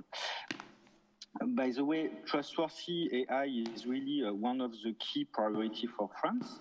So in the first AI strategies in France, we have already some specific funding in order to support activities on Trustworthy AI. And we launched a new AI strategy also in 2021, and we have still some support for this topic of Trustworthy AI in order to be sure that we can develop some solution, some applications that will be in compliance with the future EU regulation. So I think that most important thing for me is really to all work together and to have some cooperation between many fields, not only AI, but it could be also safety, it could be also standardization, etc., etc., in order to implement this guideline into new products, services, and applications. Thank you very much indeed. A couple of points that all echo what has been already mentioned today: standardization, measurement, evaluation, as these seem to be really aspects which are also quite important and relevant in this context. Maria Rosaria, I would like to turn to you now online, if you can hear me and see us. How would you see this, having a so strong research background, but also involved in the private sector now in work on AI? So perhaps you could give your reflections on this first question. Sure. Well, thank you so much for having me. It's a pleasure to join. Yeah, so there are 2 points I would like to stress. One is a bit high level and the other is a bit more specific.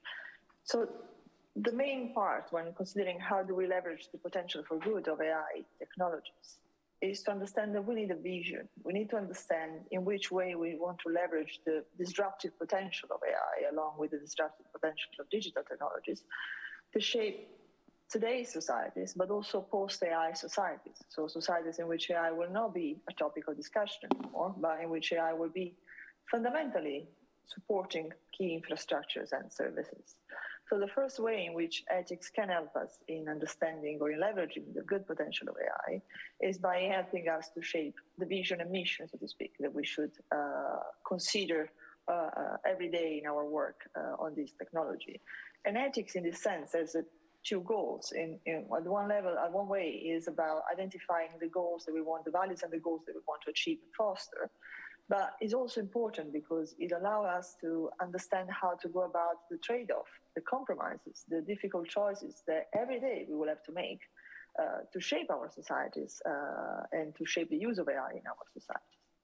At a lower level, I think that there is a key point to stress. It has been mentioned already by other speakers, but to make it more systemic in a sense. Ethics of AI is not there to throw sand in the engine. Many people think about ethics of AI as something that is there to put boundaries. It's not necessarily so. In many cases, it is not this at all. It is very much to shape governance, shape attitudes, shape behavior. So to lead us to a good place, so to speak.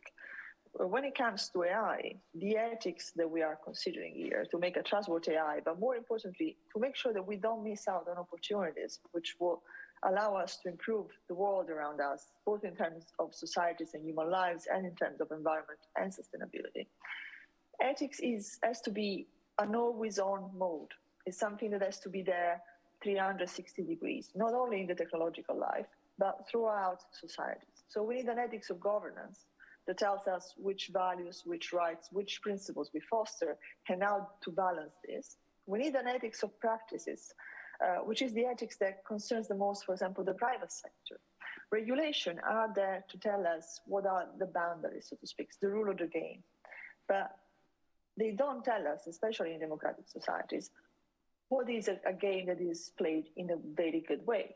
So to speak, there is a open space which is left open by compliance, by regulation, in which ethics is important. There is a post-compliance ethics that can shape the behavior of private actors in guiding them in deciding to do, among all the possible legal things, those which are more ethical, those which are better for societies or the environment. And then there is another element, which is an ethics of processes. AI is a learning technology. We can design a model of AI to do X and expect the model to deliver Y, but then the model learns something and delivers something we didn't foresee and something that we don't really like. So this means that we cannot think about an ethics of AI as an ethics that stays at the beginning only of the process when we design or the development stage. We need an ethics that goes hand in hand with AI throughout all the life cycle. This is why, for example, I like very much the conformity requirements that the AI Act is suggesting. It's a way of making AI process auditable all over the span of use and deployment. So these are the 3 elements that I would like to stress. We need an ethics of vision for AI and post-AI societies, and we need an ethics as an always-on thing that shapes governance, practices, and processes. Thank you very much indeed, Maria Rosaria. Certainly aspects that you raised also echo the keynote speech that was made a moment ago. And now I would like to hand over to Noja no Jabujema. You also have, if you like, experience of both research and the private sector. Now you're involved in the private sector. How's your take on this first question then, coming from this background?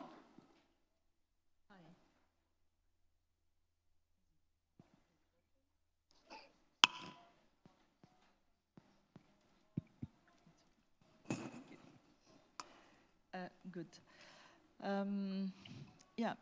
Trustworthy AI, in fact, now in the company context at Inca Group, IKEA Retail, it's about the use of data and algorithm in a responsible and a beneficial way for the many people and for the planet. This is the way we understand it, and this is our vision, and this is the way how we would like to implement it. So, in fact, building, in fact, this responsible use and beneficial, there are two aspects. So not only compliance, but also the beneficial aspect when it comes to using data and algorithm is very important to us. Because these dimensions allow us to build digital trust, and we are focusing very much on the measurability of the digital trust, meaning the proof of trust. It's not sufficient to say you have to trust us or our brand, but also we should be in a capacity to provide the proof of trust. So this is from the operational way, in fact, our approach. Now, I would like to mention, we talk since the beginning, in fact, about trustworthy AI, but I would advocate that we talk more about responsible, in fact, and beneficial way of algorithmic decision-making. And not, I mean, AI today, there is no universal definition. There is no definition, in fact. And of course, in algorithms are sufficiently deployed and really, in fact, I mean, deployed in multiple digital services, and not necessarily there is deep learning, not necessarily there is a black box in there. Nevertheless, we need to ensure the responsible use, you know, and the beneficial use of algorithm and the outcome of this algorithm as a company and as, in fact, more generally as a service provider, digital service provider. In fact, when we talk about trustworthy AI adoption and deployment, we need to really be careful about the whole algorithmic decision-making outcome, insight, in fact, because it is really very important. Now, the second comment that I would like to share with you is the data trustworthiness. I believe that in fact, trustworthy AI or trustworthy algorithmic decision-making and outcome could happen when we have this dimension about data trustworthiness. And again, we need to work together to share practices, to share really experiences and best practices in terms of what does it mean, how we can measure data trustworthiness across the life cycle of the data within a company or within any entity, in fact, dealing with data, because there's plenty of data sources, plenty of players on a given data, plenty of actions, composition, transformation, etc., etc.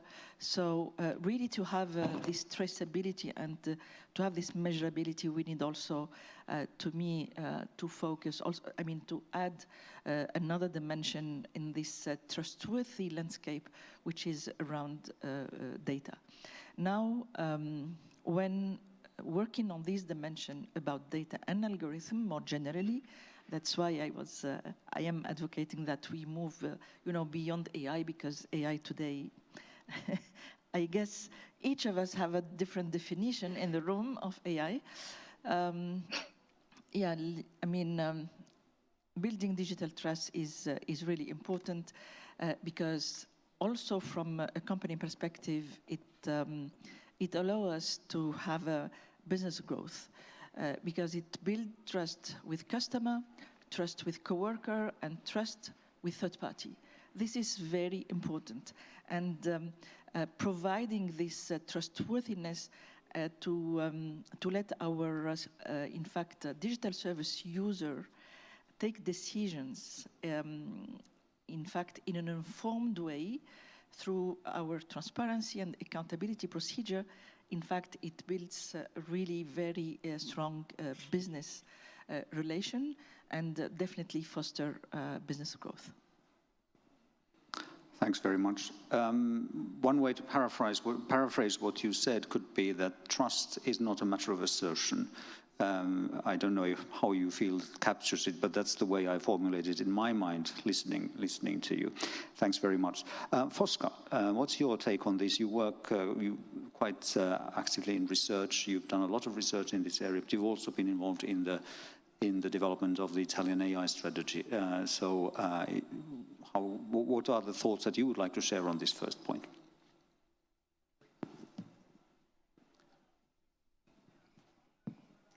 Yes, let me bring here the voice of the scientific community, European scientific community on AI, which has answered to the call for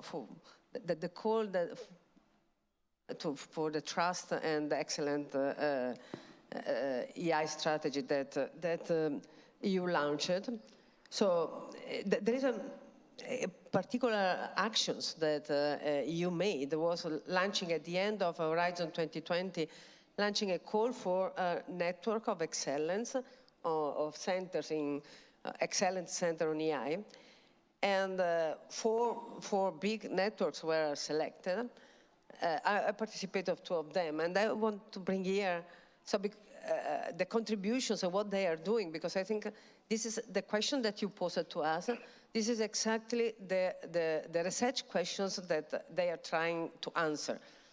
Because all the debate that we have done so far, we shouldn't think that the technology which is there is not yet completely ready for tackling all the wishes that we are expressing here in terms of trustworthiness and contributions to the societal benefits. So the Taylor network, it's 53 academic institutions and industrial institutions working in the direction of trying to combine the basic of the AI, which is the learning. We all know deep learning, which is quite recent in the history of AI, but there are other components like reasoning, interacting. So the idea is to integrate all those different dimensions, which are formalists, methods, and algorithms, to the aim of creating the humus for AI systems to natively incorporate the requirements of ethics, like explainability, accountability, robustness, to be natively there and to be accessible also. And then there is another network, again, it's human-centered AI, that is trying to set the foundation of human-centered. Again, not everything is already there that we can take for all the kind of dimensions that we have also discussed here. So that means to rethink a lot of methods in terms of having human in the loop. Not all the machinery which is there, it's already completely ready for supporting this kind of interactions between the machine and the human in such a way the human the human agency is preserved completely. So and also one of the other topics is not only that we are creating the human-machine interaction at the individual level is enough. Not necessarily a crowd of intelligent individuals is intelligent. So there is also the social dimension of the interaction and the consequence of these human-machine actions in the network effect, in the society. I mean, things, for example, to the recommendation systems and how the information the bubble creates. So we are answering to a very simple, very intelligent goal that the machine proposes us, which is the confirmation bias to better following what has been recommended. But at the very end, what we at big levels, what we'll obtain may be segregation, for example, or other form. So what we are trying to do there, and again, it's other 58 institutions working on this direction. It's just setting up the agenda. So I'm very positive in that sense, with the idea of creating an AI. So governing the AI in a direction is not a thinking machine, but machine for thinking, to think. And the same we are doing in terms of responsible AI, where we can have different dimensions of the responsibility. So you can do by design. That means we have to, in each step, as the speaker before was saying, we have to think to the various dangers in each step of the developing of an AI system. But we can also think to invent machines which are ethical, because they may be capable of incorporating such principles, as, for example, not necessarily adopting the confirmation bias, but adopting diversity. So there might be, we might be able also to incorporate such a principle. So I think that what has been launched by European community is a big challenge to creating critical mass in that directions. It's incredibly also involving other, science. It's open science. Is not only at European level. We are collaborating, and this is really spreading. So I'm positive that we will be capable of going in a direction that we can really have this notion of human-centered AI in a way really which do not replace humans, but really empower humans with a sort of exoskeleton which go in a good direction for society. Thanks very much. Indeed, these research networks, these excellence networks, that's quite a sort of important pillar of our strategy to strengthen the excellence side and to make sure also that those who work in this field in Europe, that they are actually connected and that they can strengthen each other and support each other and also learn from each other. Yeah. So this has been part of the activity that we have considered to be essential in order to keep up with the advance of this technology. Now, if I may continue with and ask you another question, because I understand the Italian AI strategy also wants to sort of address this research excellence, but also then the industrial needs and the societal challenges and societal needs. And how do you see the kinds of key elements that are needed to ensure that the ecosystems of excellence and ecosystems of trust, as we see at the European level, are then supported and strengthened by the national level, by the member states, and how this can then together support our overall European strategy? Yep. The Italian strategy on AI adheres completely to this vision of human-centric AI, and it's developing in two directions. And so from one side, there is the need of experimenting AI in any kind of applications. We have seen how many opportunities there are there. So, so we need to experiment to boost the uptake of innovation in any sectors. But on the other side, and we have to keep it together with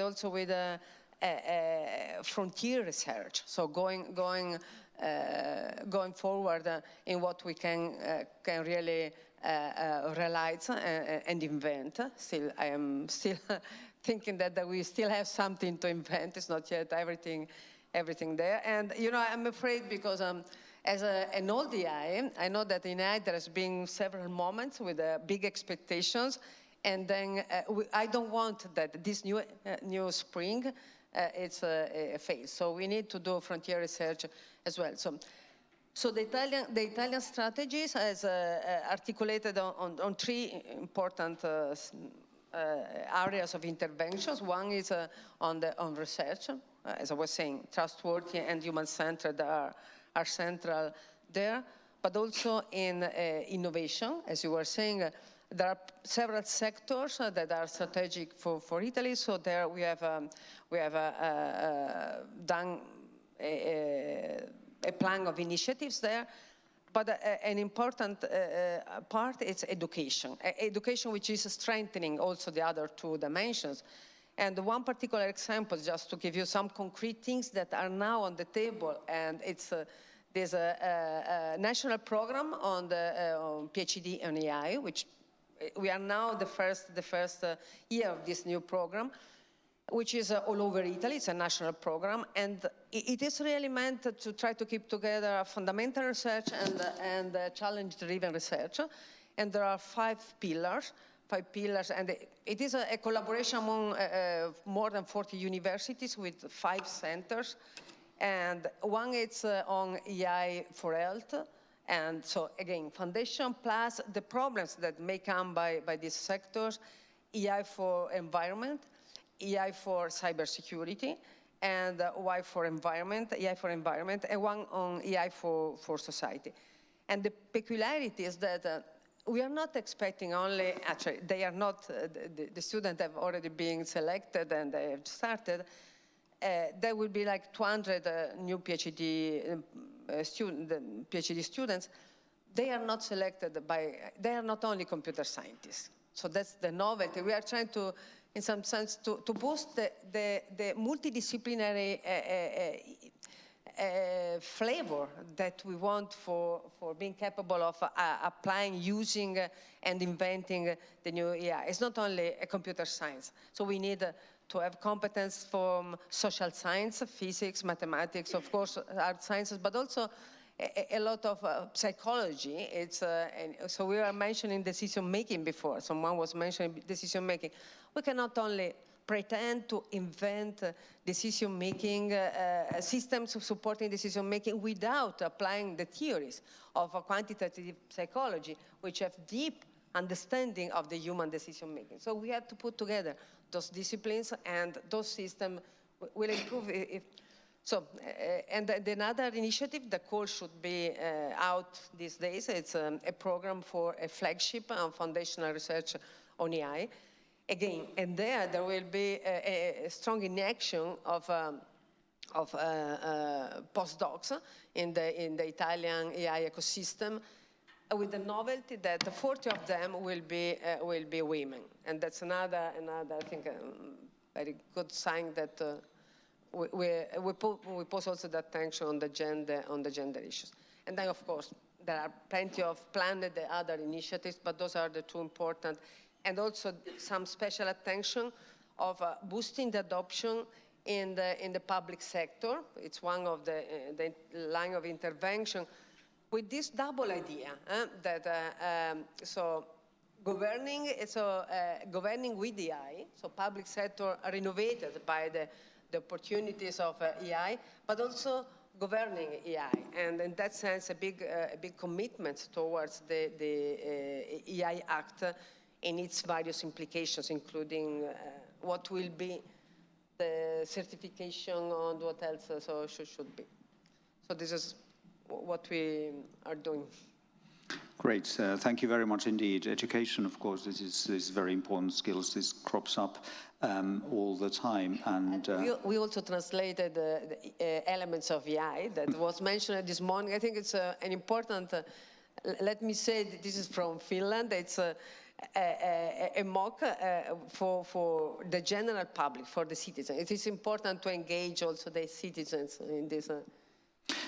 Indeed, this is kind of related to the idea of demystifying that Eric mentioned, and this is something that also, as I mentioned, I've noticed many times over, that there is sometimes not really a realistic understanding what AI can and cannot do. And this is obviously then not necessarily very helpful for the public debate, because that can then feed on misconceptions in the worst case. Now, Noja, I'd like to come back to you, because you talked about the way that companies could do this and what role they have to play. Also, the comments that Fosca mentioned kind of bring this aspect of competitiveness. It's impossible to talk about AI without talking about competitiveness to some extent, or it at least tends to crop up. Sometimes these things are presented as a kind of dichotomy, that either you do innovation or you do protection/regulation. But do you see that the approach to AI that we have adopted in the EU could actually bring a competitive advantage, as we would sometimes prefer to think, and like to think that it is, in fact, given the environment of trust, that it could have this effect that we feel, in any case, that it's the right way to do AI for us Europeans. But do you see that it could be a competitive advantage to companies as well, from your experience? Yeah, definitely. Of course, this is the right way to deploy, in fact, in a trustworthy way. And this trustworthiness, aspect makes us more responsible on what we deploy. And let me also emphasize that training and, in fact, building for example, in our company, building internal digital ethics culture is really key success factor for the deployment, for the uptake, but also to make all co-worker really player, not only adopter, but active player, because it cannot happen if it's only, one team or two or three make it happen. It is not the outcome of effort of few people in a company, but it is really, really global effort, and each coworker need, in fact, to understand. And I can, in fact, not only understand, but really become, in fact, active player. And for example, quite often, in fact, ethics, there is a confusion with privacy. Quite often, transparency. A lot of people, in fact, think that we need to publish the source code. No, it's not about publishing source code. It's about how to reduce information asymmetry between service provider and service consumer. I mean, how really to give back information, in fact, what is behind the scene. We need to make it, in fact, transparent to the user of the service. This is really the kind of thing that first we need to make it happen, but also need that really our coworker, in fact, better understand what is it about first, what is transparency, what is also what we talk about accountability. There are plenty of ways to achieve accountability. There is auditability, there is, value by design algorithm, there is plenty of, so that's why building this digital ethics culture is a key success factor, really. And then, it is really a movement from all coworkers that can make it happen. Each coworker, where he is, where she is, can really make it happen and make it a success. So as far as we take, in fact, this trustworthiness beyond compliance, in fact, beyond what is regulation, what is not. And definitely in our company, we make the choice that in all cases, we are beyond compliance, meaning we will not stick to AI, but all our, decision-making process and outcome, insight, whatever, because we need, in fact, to, in case, to be able to provide this proof of trust. This is for us, in fact, but also for all the users of our services, whatever they are, customer, coworker, and third party.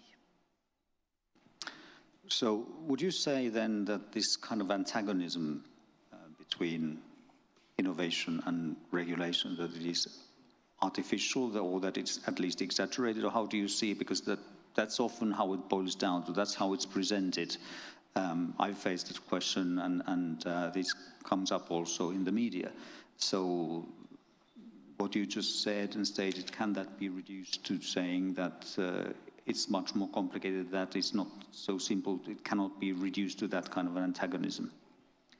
I think we cannot reduce it to that antagonism, definitely.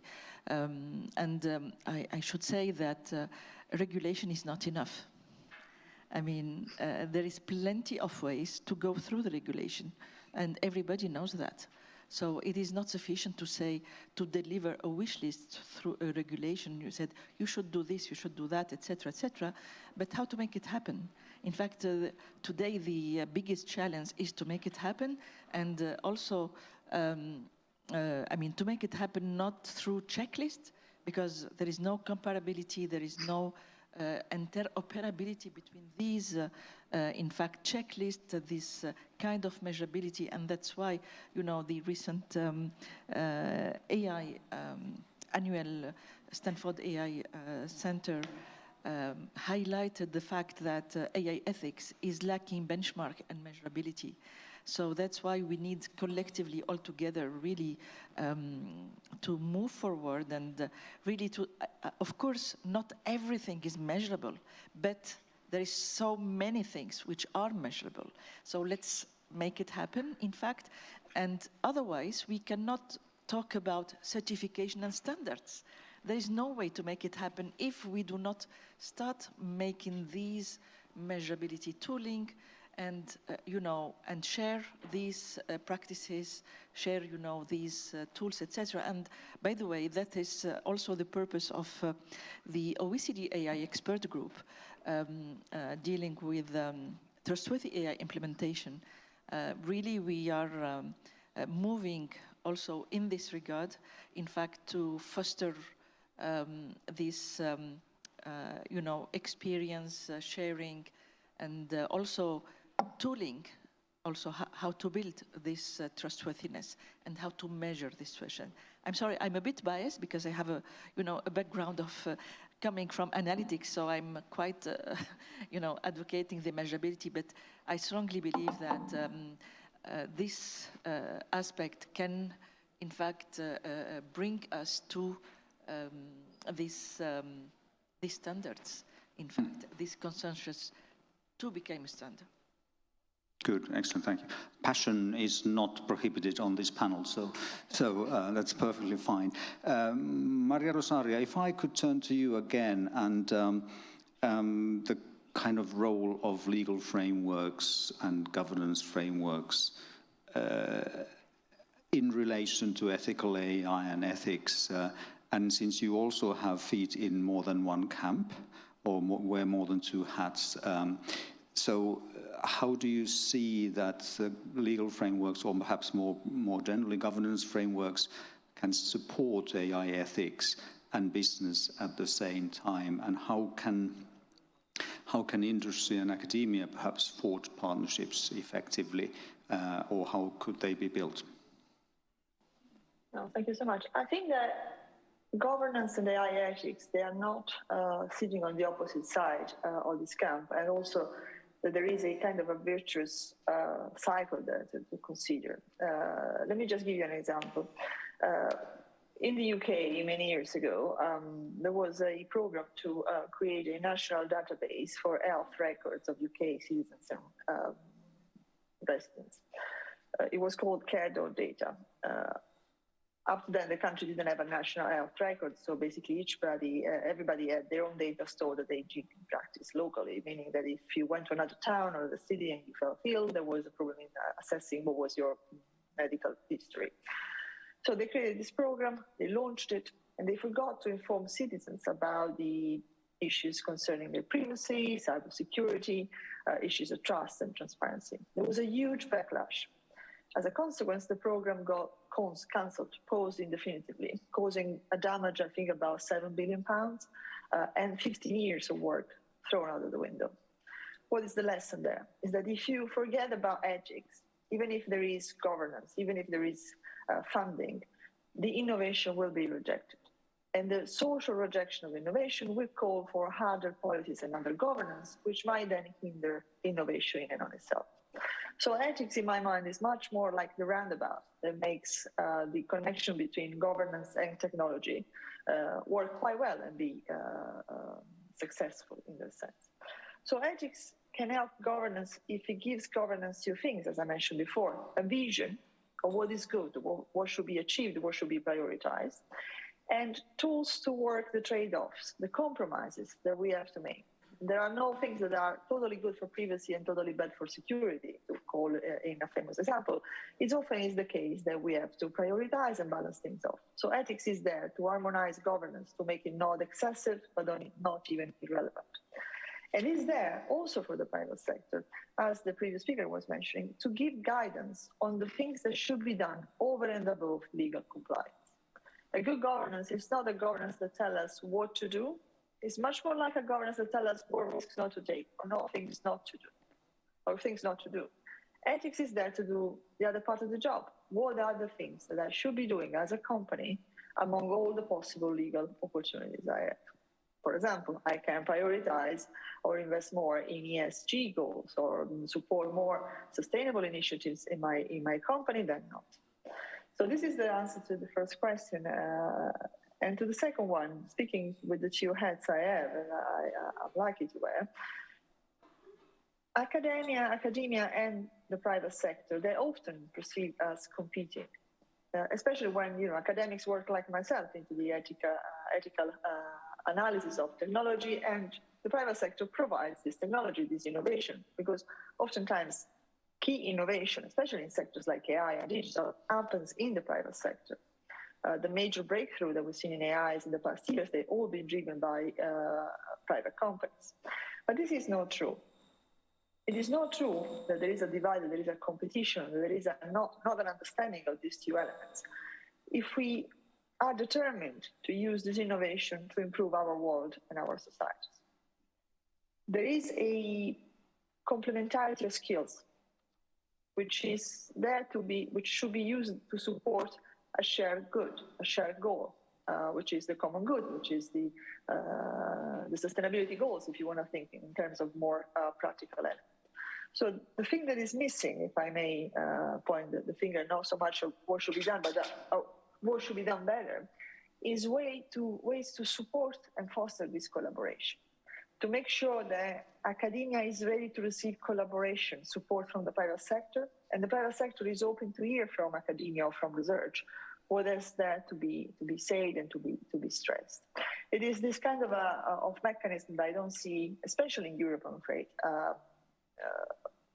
fostered or engineered too much in details. There is still a sense in which research in academia and R&D in the private sector are different things, go through different checks and balances, have different goals, so they don't talk to each other. There are points of convergence, and these points need to be leveraged, because those are the points from where the bigger value, not only in terms of innovation, but in terms of benefit to society, will emerge going forward. And this is true for many areas, but it's particularly true for digital innovation. Thank you very much. That's a very interesting comment you made, because that kind of rational thinking, that kind of rationale/thinking, if you like, was behind the attempts we made to address this issue, because we set up, in 2014, we started a public-private partnership in robotics, because we noticed at the time that academia and industry were not really talking to each other, which perhaps was a bit surprising given the kind of field as robotics. And now last year then then the Commission started a new public-private partnership in AI, data and robotics. So it covers these three fields which we see that are inextricably linked. And we tried to, in this way, we felt that we could help contribute to solving this kind of problem that you highlight. I'd like to turn to Julien again, and there is one thing that is the French strategy, as it was published, it had actually a very big word in it. It was humanity and AI for humanity. And of course, what we've been talking about here relates to humanity one way or another, ultimately. So then how do you see the kind of central elements of success or what could be the kinds of drivers to have innovation and trustworthy AI hand in hand contribute to benefits for humanity? I always found it a very big word, but it's a word that I think is useful to keep in mind. But also, given that some of these aspects are relatively concrete, related to industrial aspects, material aspects, but then, of course, the whole trustworthy aspect to it changed the game. So how do you see, what do you see as the central elements of success to have those two move forward at the same time? I believe that, of course, being well balanced between innovation and regulation is really a big issue, actually, because we need to preserve innovation. But I believe that trustworthy AI is also a key to foster innovation. And the main element for me is mentioned by Noza just before, is the question of building trust, but also how you can implement and prove the trustworthiness of your system into the real life. And that's why we decided to launch a specific program in France dedicated to trustworthy AI for industry. And we have three major pillars or three strategic pillars. The first one is really dedicated to the design phases. So, in fact, industrial will need some new solution, some new software tools and methodologies in order to design their AI component, to be sure that the data set will be trustable, to be sure that the integration into system will preserve all the trustworthiness characteristics. So that's why we believe that technological development, not only research, but innovation with industrial partners are really key to develop some new solution in order to propose some solution to industrial partners for developing some applications, services, etc. But managing the risk and allowing them to provide some proof at the end of the trustworthiness characteristic. It could be robustness, it could be accountability, etc., etc. The second main pillar for me that are really essential is the question of evaluation, homologation, or certification. The way you are evaluate AI-based system provokes some tremendous change into evaluation processes. So we need to develop some new competencies. We need to develop some new infrastructures in order to be sure that we have all the capabilities to implement this evaluation and to have the right metrics at the end. And the third pillar for us is the standardization.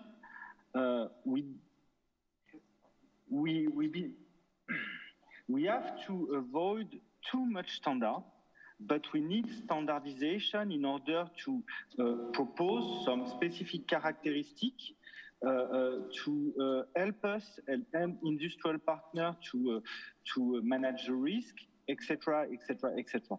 So for us, trustworthy AI is really a chance for innovation, but we need to have a real strategies in order to be sure that it will be implemented at the end by the industrial partner.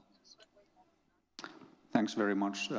Standardization is again a point that has been made during the day and seems to be indeed something that is quite central to this. Eric, in a similar vein, I would like to also ask you, how do you see then what would be the best ways of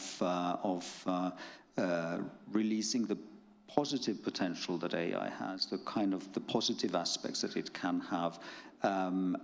So what kind of research and industrial aspects would it have, and what kinds of characteristics it would take into account then from the sort of also trustworthy ethical perspective? Yeah. As I hear all the discussions, I start to reflect my role as a university administrator, because it's a challenging role that is facing both worlds. In a university, what is kept sacred is the intellectual freedom, and also the freedom to do whatever research a professor deems exciting and appropriate. But on the other hand, there is also the expectation to do the right thing and to not trigger any risk for the organization and also even for themselves, right? So being a university administrator and also being a professor myself, I've always kind of feeling torn of how to balance these two functions. I think here, first of all, I see a need to really have some grounding principles in terms of how to allow good thing to happen in a university in a natural way rather than in an artificial way. Because we all know that most of the innovations we see nowadays, contrary to the public kind of maybe imagination, actually came out of university. The invention of the deep learning, even the system that runs the deep learning models, and also many other statistical and mathematical principles, almost all come out of basic research in university. Therefore, that resource and that environment needs to be protected. But then how to really balance the risk and also the innovation? I think the least as a president I want to be is to be a police, basic policing, my colleague and my faculty, from doing what I consider to be a wrong thing, because I may have a biased opinion. And also, the other least thing I want to see is it becomes a social movement, that social warriors start to call out certain faculty and brand them, attack, and then start to cause, reputational loss or other harm to people. Because these two things, we should stop that thing from happening even before it is really reaching that stage. That means, in the university, there has to be, a need to innovate, basically, the way we govern and also we support and we facilitate the academic functions in a new age. Because AI is a new type of discipline, different from mathematics and physics. It has a more direct relevance to people's life than many of the basic science. And also the environment that we are in is very different from the classical world. We are now in a social media world. Everything basically goes, to the universe in a second. Therefore, you have to have that agility, and you need to have that kind of ability to give, natural but also constructive kind of feedbacks and supports, right? So I don't really have a method, but I feel like maybe there are a few principles that can be useful as a foundation for discussion, right? One is really not to use the namesake of trustworthiness, ethics, and other things to be a limiting, to be a scoping mechanism to limit the space of innovation ideas. I'm more into exploring how to enlarge the pie, to really expand the topic of research, to really naturally attract, innovation idea in the faculty to look into that. For example, we just heard a topic about, running GPU, using GPU to run big models is burning really the electricity of maybe a small town if you run DGX, GPT-3, right? But you could turn the question around and see how can we innovate and find new hardware design, new model architecture that actually achieve the same effect by reducing the cost. Such a metric is now not used in our reviewing system to award academic advancement. But you can actually make that happen just by resetting the game and create a incentive for the researchers to look into that right direction. So that's what I mean by enlarging the pie, so that there are more problems to focus on. And secondly, I'm also thinking about the need to rethink about the balance of fundamental research and also applied research. Because if you go for fast food, low-hanging fruit, fast rewarding kind of mechanism, inevitably you bias the balance, from fundamental to maybe quick, applications. But I think a university should provide the function of being almost like a safe haven for certain, amount of fundamental, long-term, blue sky activities in research to take place and to be protected. And that means that both the university itself and also the society, the government, need to invest, in that kind of direction for the long-term return, and not necessarily even seeing any return sometimes, because experiment and failure is also part of the journey. You have to experience that, right? And lastly, also, I think it's very important, maybe connecting to what I just mentioned about the evaluation, is to set a red metric. Basically, building in trustworthiness, ethics, and safety, environmental friendliness, and all that, into the metric of qualifying and measuring success.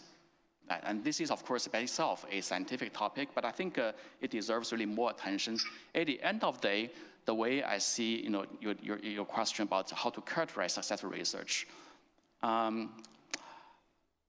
wanted to put ethics and trustworthiness into that, but I think that's too little. It's not enough, because when we qualify a person, we don't say law binding is is qualifying you to be already an excellent person. That's the minimum requirement, basically, on people. Do good thing is also maybe, or not doing bad thing is also maybe a small requirement. We really want to have a person, or maybe in here, a product to be more successful than just meeting the minimum requirement. Therefore, solving the problem in an elegant way, a sustainable way, right? And also being cost effective, right? And also don't forget that it is a science. When we solve problem, at the same time, we want to also use that process of solving problem to train people, to produce more people that can solve problems and new problems in the future. So that's basically how I see the whole play. It's very holistic and very broad. It's not only about getting one solution that is trustworthy in a particular space. It's really about visiting all the corners of the entire system in a holistic way and build that ecosystem to enable sustainability and innovation. Thanks very much indeed.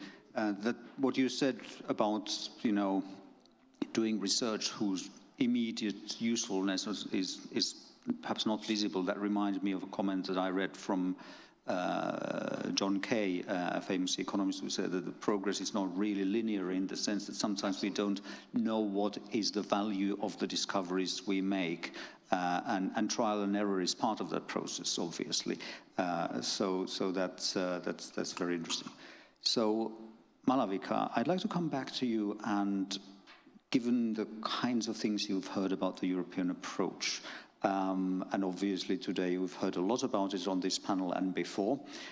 So what kinds of challenges and opportunities do you see there in then perhaps applying a similar approach or similar kinds of things than elsewhere, and what kinds of opportunities do you see then for building alliances with other regions? Thank you. I thought I'll add some drama to see if people are still awake. I'm usually one of these people who's really allergic to the idea of models or of a particular approach informing someone else's approach. But I think when that model involves human rights and fundamental values, even if they're called European values, that's actually a feature, not a bug, in my opinion. And actually, I loved when Julian said, too many standards. I thought that was really funny, because I think one of the things I often find in this space is whether standards are floors or ceilings. And I think people tend to think that those who work on standards are doing really boring work. We had an event last week where we were talking about open source, and someone said, oh, I work on really boring things like standards and protocols.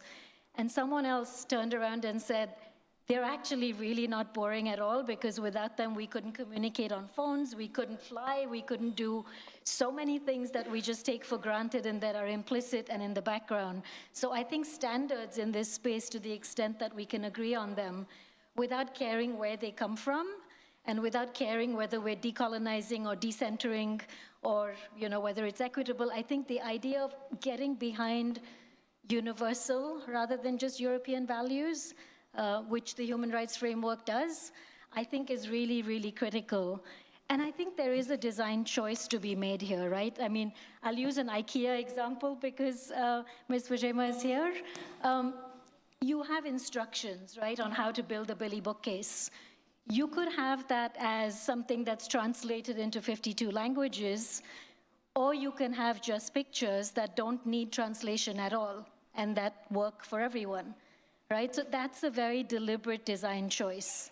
And I think it's the same when it comes to standards in this space. They don't have to emanate from geographic or political perspectives.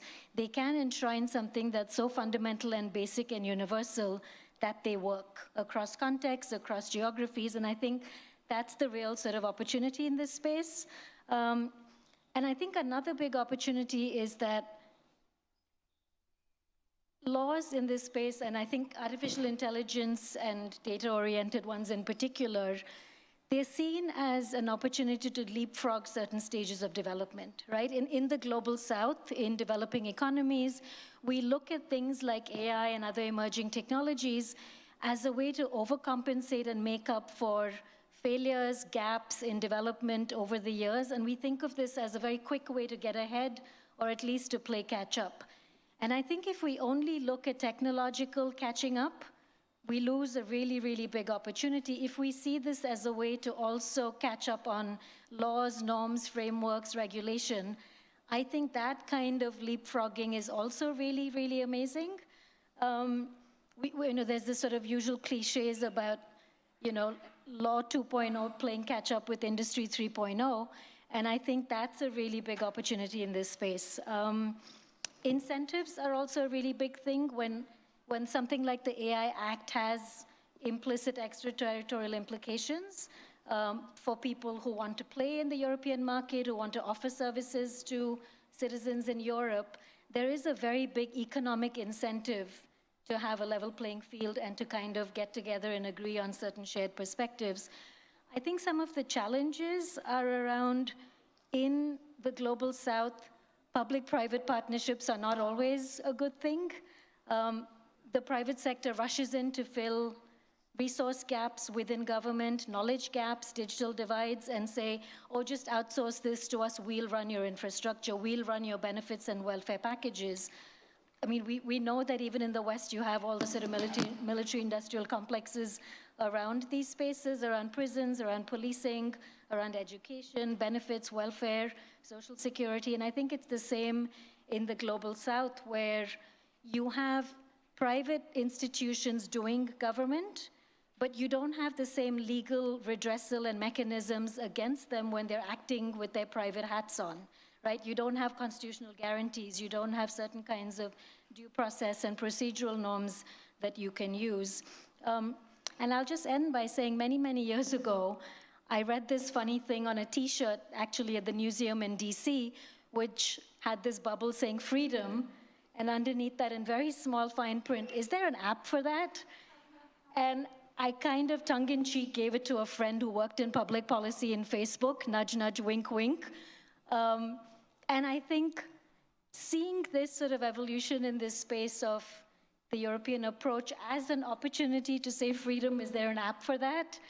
And operationalizing some of these norms and principles that can be exported to places where they would work, despite contextual and language and other kinds of differences. I think it's a really, really big opportunity here.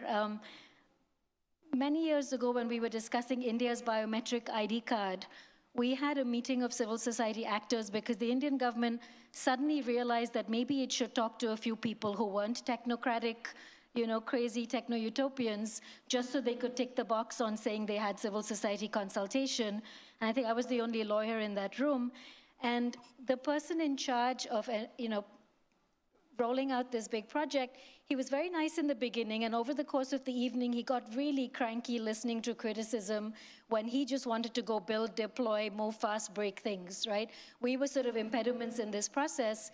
And this very, very old activist in the sort of environmental space who was moderating the discussion, he's been there, done that, seen this kind of activism come and go. In this very avuncular way, he just sort of placed a hand on this man's impatient shoulders, and he said, you're looking at this room and you're seeing them as impediments and obstacles, but he said, when I worked on climate change and environmental activism, I used to ask for the government to relocate villages before they built dams, and people thought I was completely insane. And then along came this very famous activist called Medha Patkar, who just turned around one day and said, no dams. And he said, overnight, I turned into a moderate without having changed my position, just because somebody more radical came along and shifted the needle, or the Overton window of what was acceptable. So suddenly governments wanted to speak to me because I was less crazy than her. I was moderate. I actually said we could relocate villages, and I wasn't saying cancel dams. And he said, all of the people in this room, you're looking at them as activists who are saying don't build dams, but they're actually people who tomorrow you'll be talking to about how to implement programs. So I think when I see the level of engagement of civil society organizations in Europe in critiquing something like the AI Act, to me it's very inspiring to think that when I see language from EDPS, from EDRI, from Access, from all of these institutions find their way into new drafts, into sort of new versions of the document, I'm actually very inspired that you're actually moving between the sort of no dams and the move people. And I think that's a really great opportunity.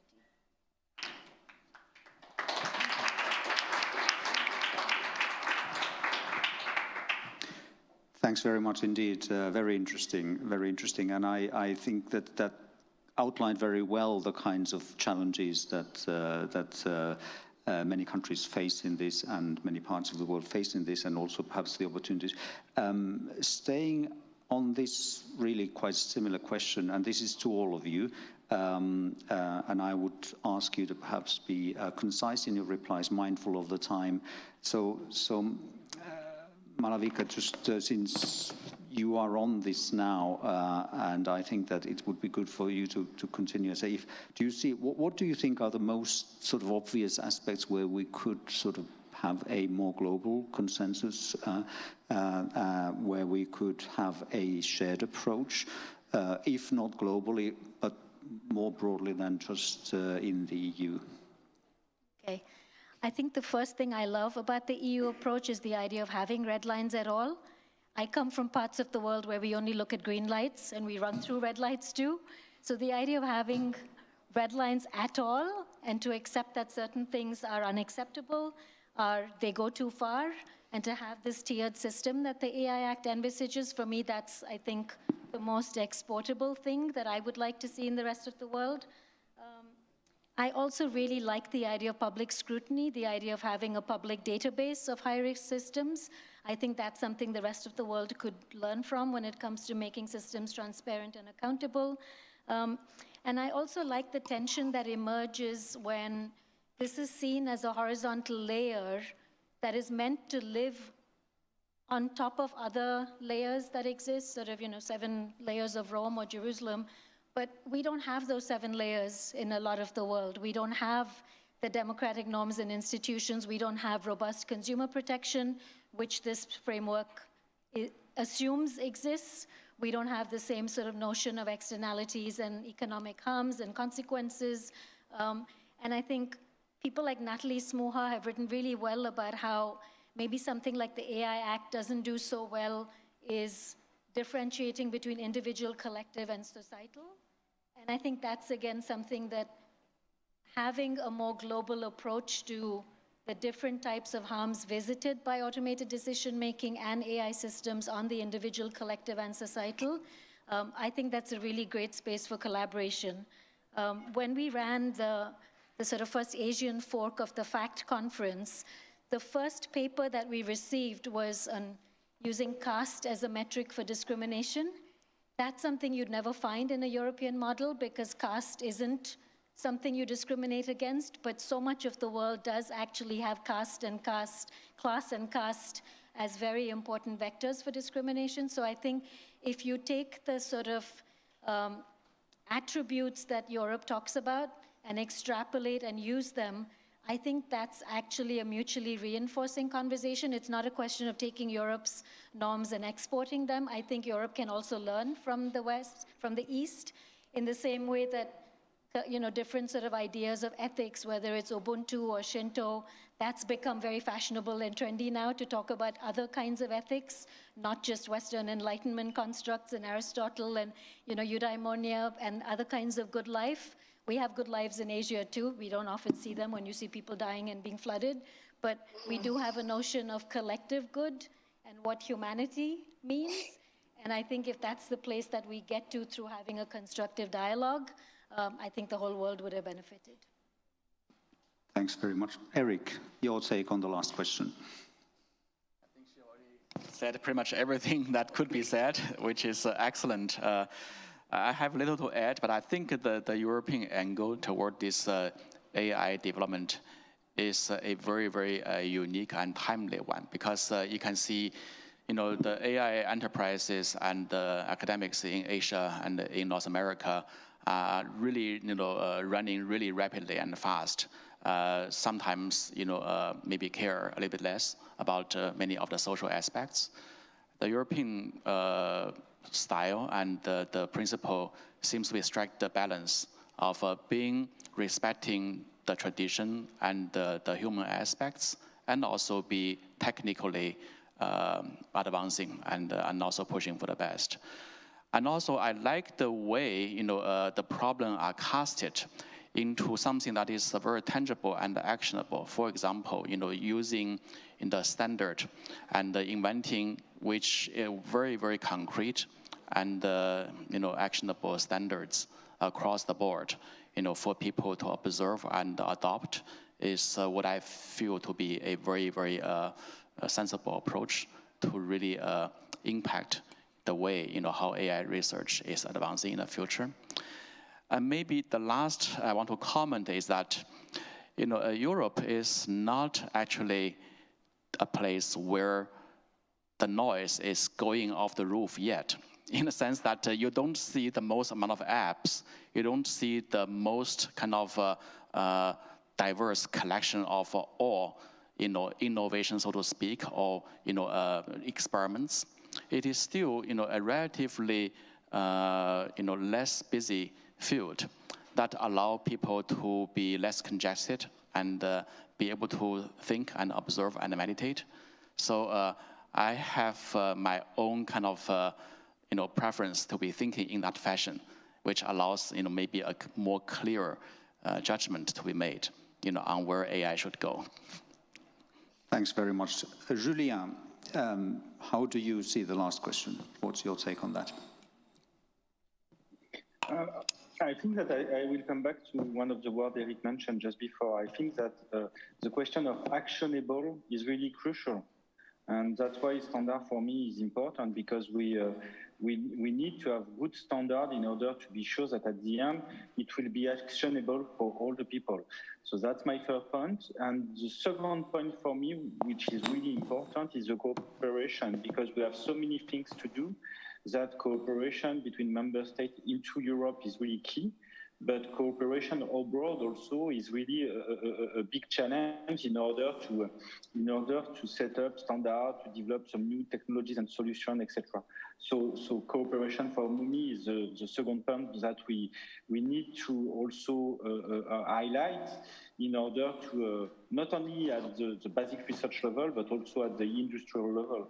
And we need to have some more cooperation in order to be successful in 2 or 3 years when the AI Act will be in application. Thanks very much. Maria Rosaria, are you Thank you so much. Still connected? Yes. Yes, I am. Can you hear me? Yes. Please go ahead. Great. Thank you. So I think that there are 3 points to stress. In terms of, let's say, cooperation, which does not imply necessarily the sharing of values and principles with actors who might not have the same values and principles. There are areas which are unquestionably good. You might imagine, for example, the use of AI for climate sciences to support actions against climate change, the use of AI for healthcare and research in that area, especially in light of the latest pandemic. So there are domains in which the use of AI can be fostered in terms of collaboration, because the benefit might outweigh the difference in principles and values and vision. So these are two areas, for example, where I would like to see more efforts to prompt cooperation. Then there are elements of, let's say, shared vision that can be considered by other countries where the governance of AI is not as defined as we have it in Europe. The AI Act has a very nice framework which rests on the idea of risk. So it's not importing necessarily values and principles all over the world, but it's shifting the perspective and looking at the risk. And this is, I think, some valuable point that can be adopted also in other places where the governance of AI is not as advanced as in Europe. And takes me also to the last point. Europe is leading the debate on the governance of AI, and this is an advantage point that we have. This leadership in this area comes not so much, or not only because of the specific regulation, but also for the process that we have put in place and refined over the years. If you start, I don't know, if you think about the GDPR, which process started in 2006. These kind of processes, able to involve different stakeholders, able to consider different critiques in society, able to refine over time governance, so that when it is accepted by the different actors in society. I think these are, so to speak, meta points, meta lessons that can be used or useful for countries which are trying to define their own principles and values and checks to govern AI or digital innovation. Thanks very much. Noja? Yeah. On this point, I would like that we have more collaboration and sharing about, in fact, what makes trustworthy AI source of innovation, and what makes trustworthy AI solution more sustainable, meaning we can yet deploy these solutions. In fact, if you have the wrong outcome, if you have the wrong prediction, you will no more, adopt AI solutions. So, in fact, within trustworthy AI, there are notions like robustness, like reliability, like safety, physical safety, mental safety, planet safety. In fact, what allows us to really share, this dimension, share what makes these three, at least, happen. In fact, this will allow the international community to still, invest in AI solution because they trust AI solution. And this is very important to make, trustworthy source of innovation, trustworthy AI source of innovation in the AI, and more importantly, what makes AI solution deployment more sustainable. Thank you. And Fosca?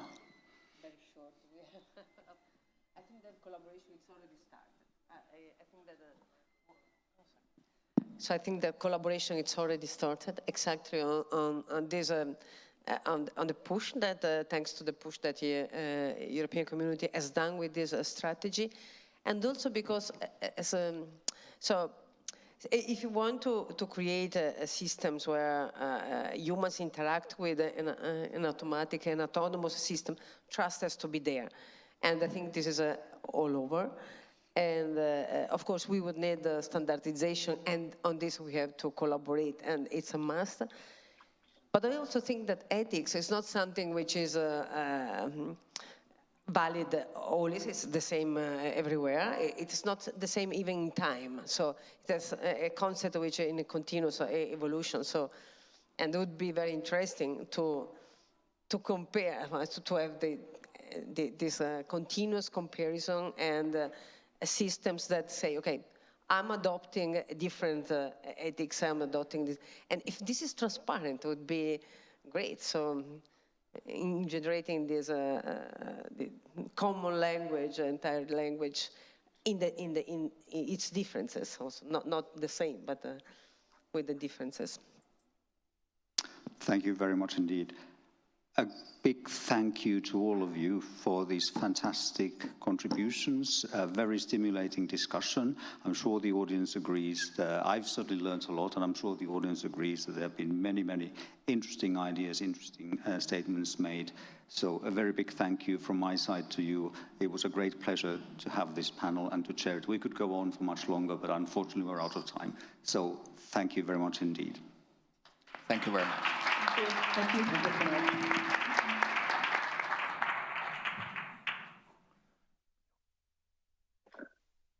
Okay.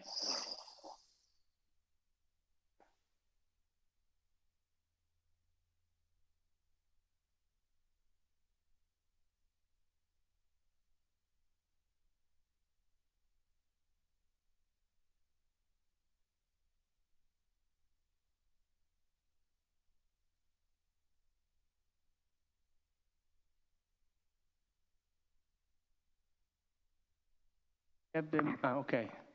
So, well, thanks a lot, Juha. Thanks a lot to everyone for the panel. So it was really a pleasure, and as I say, it was a full menu. So agree. Yeah, and thank you. And just, it's been a long day now, but I think that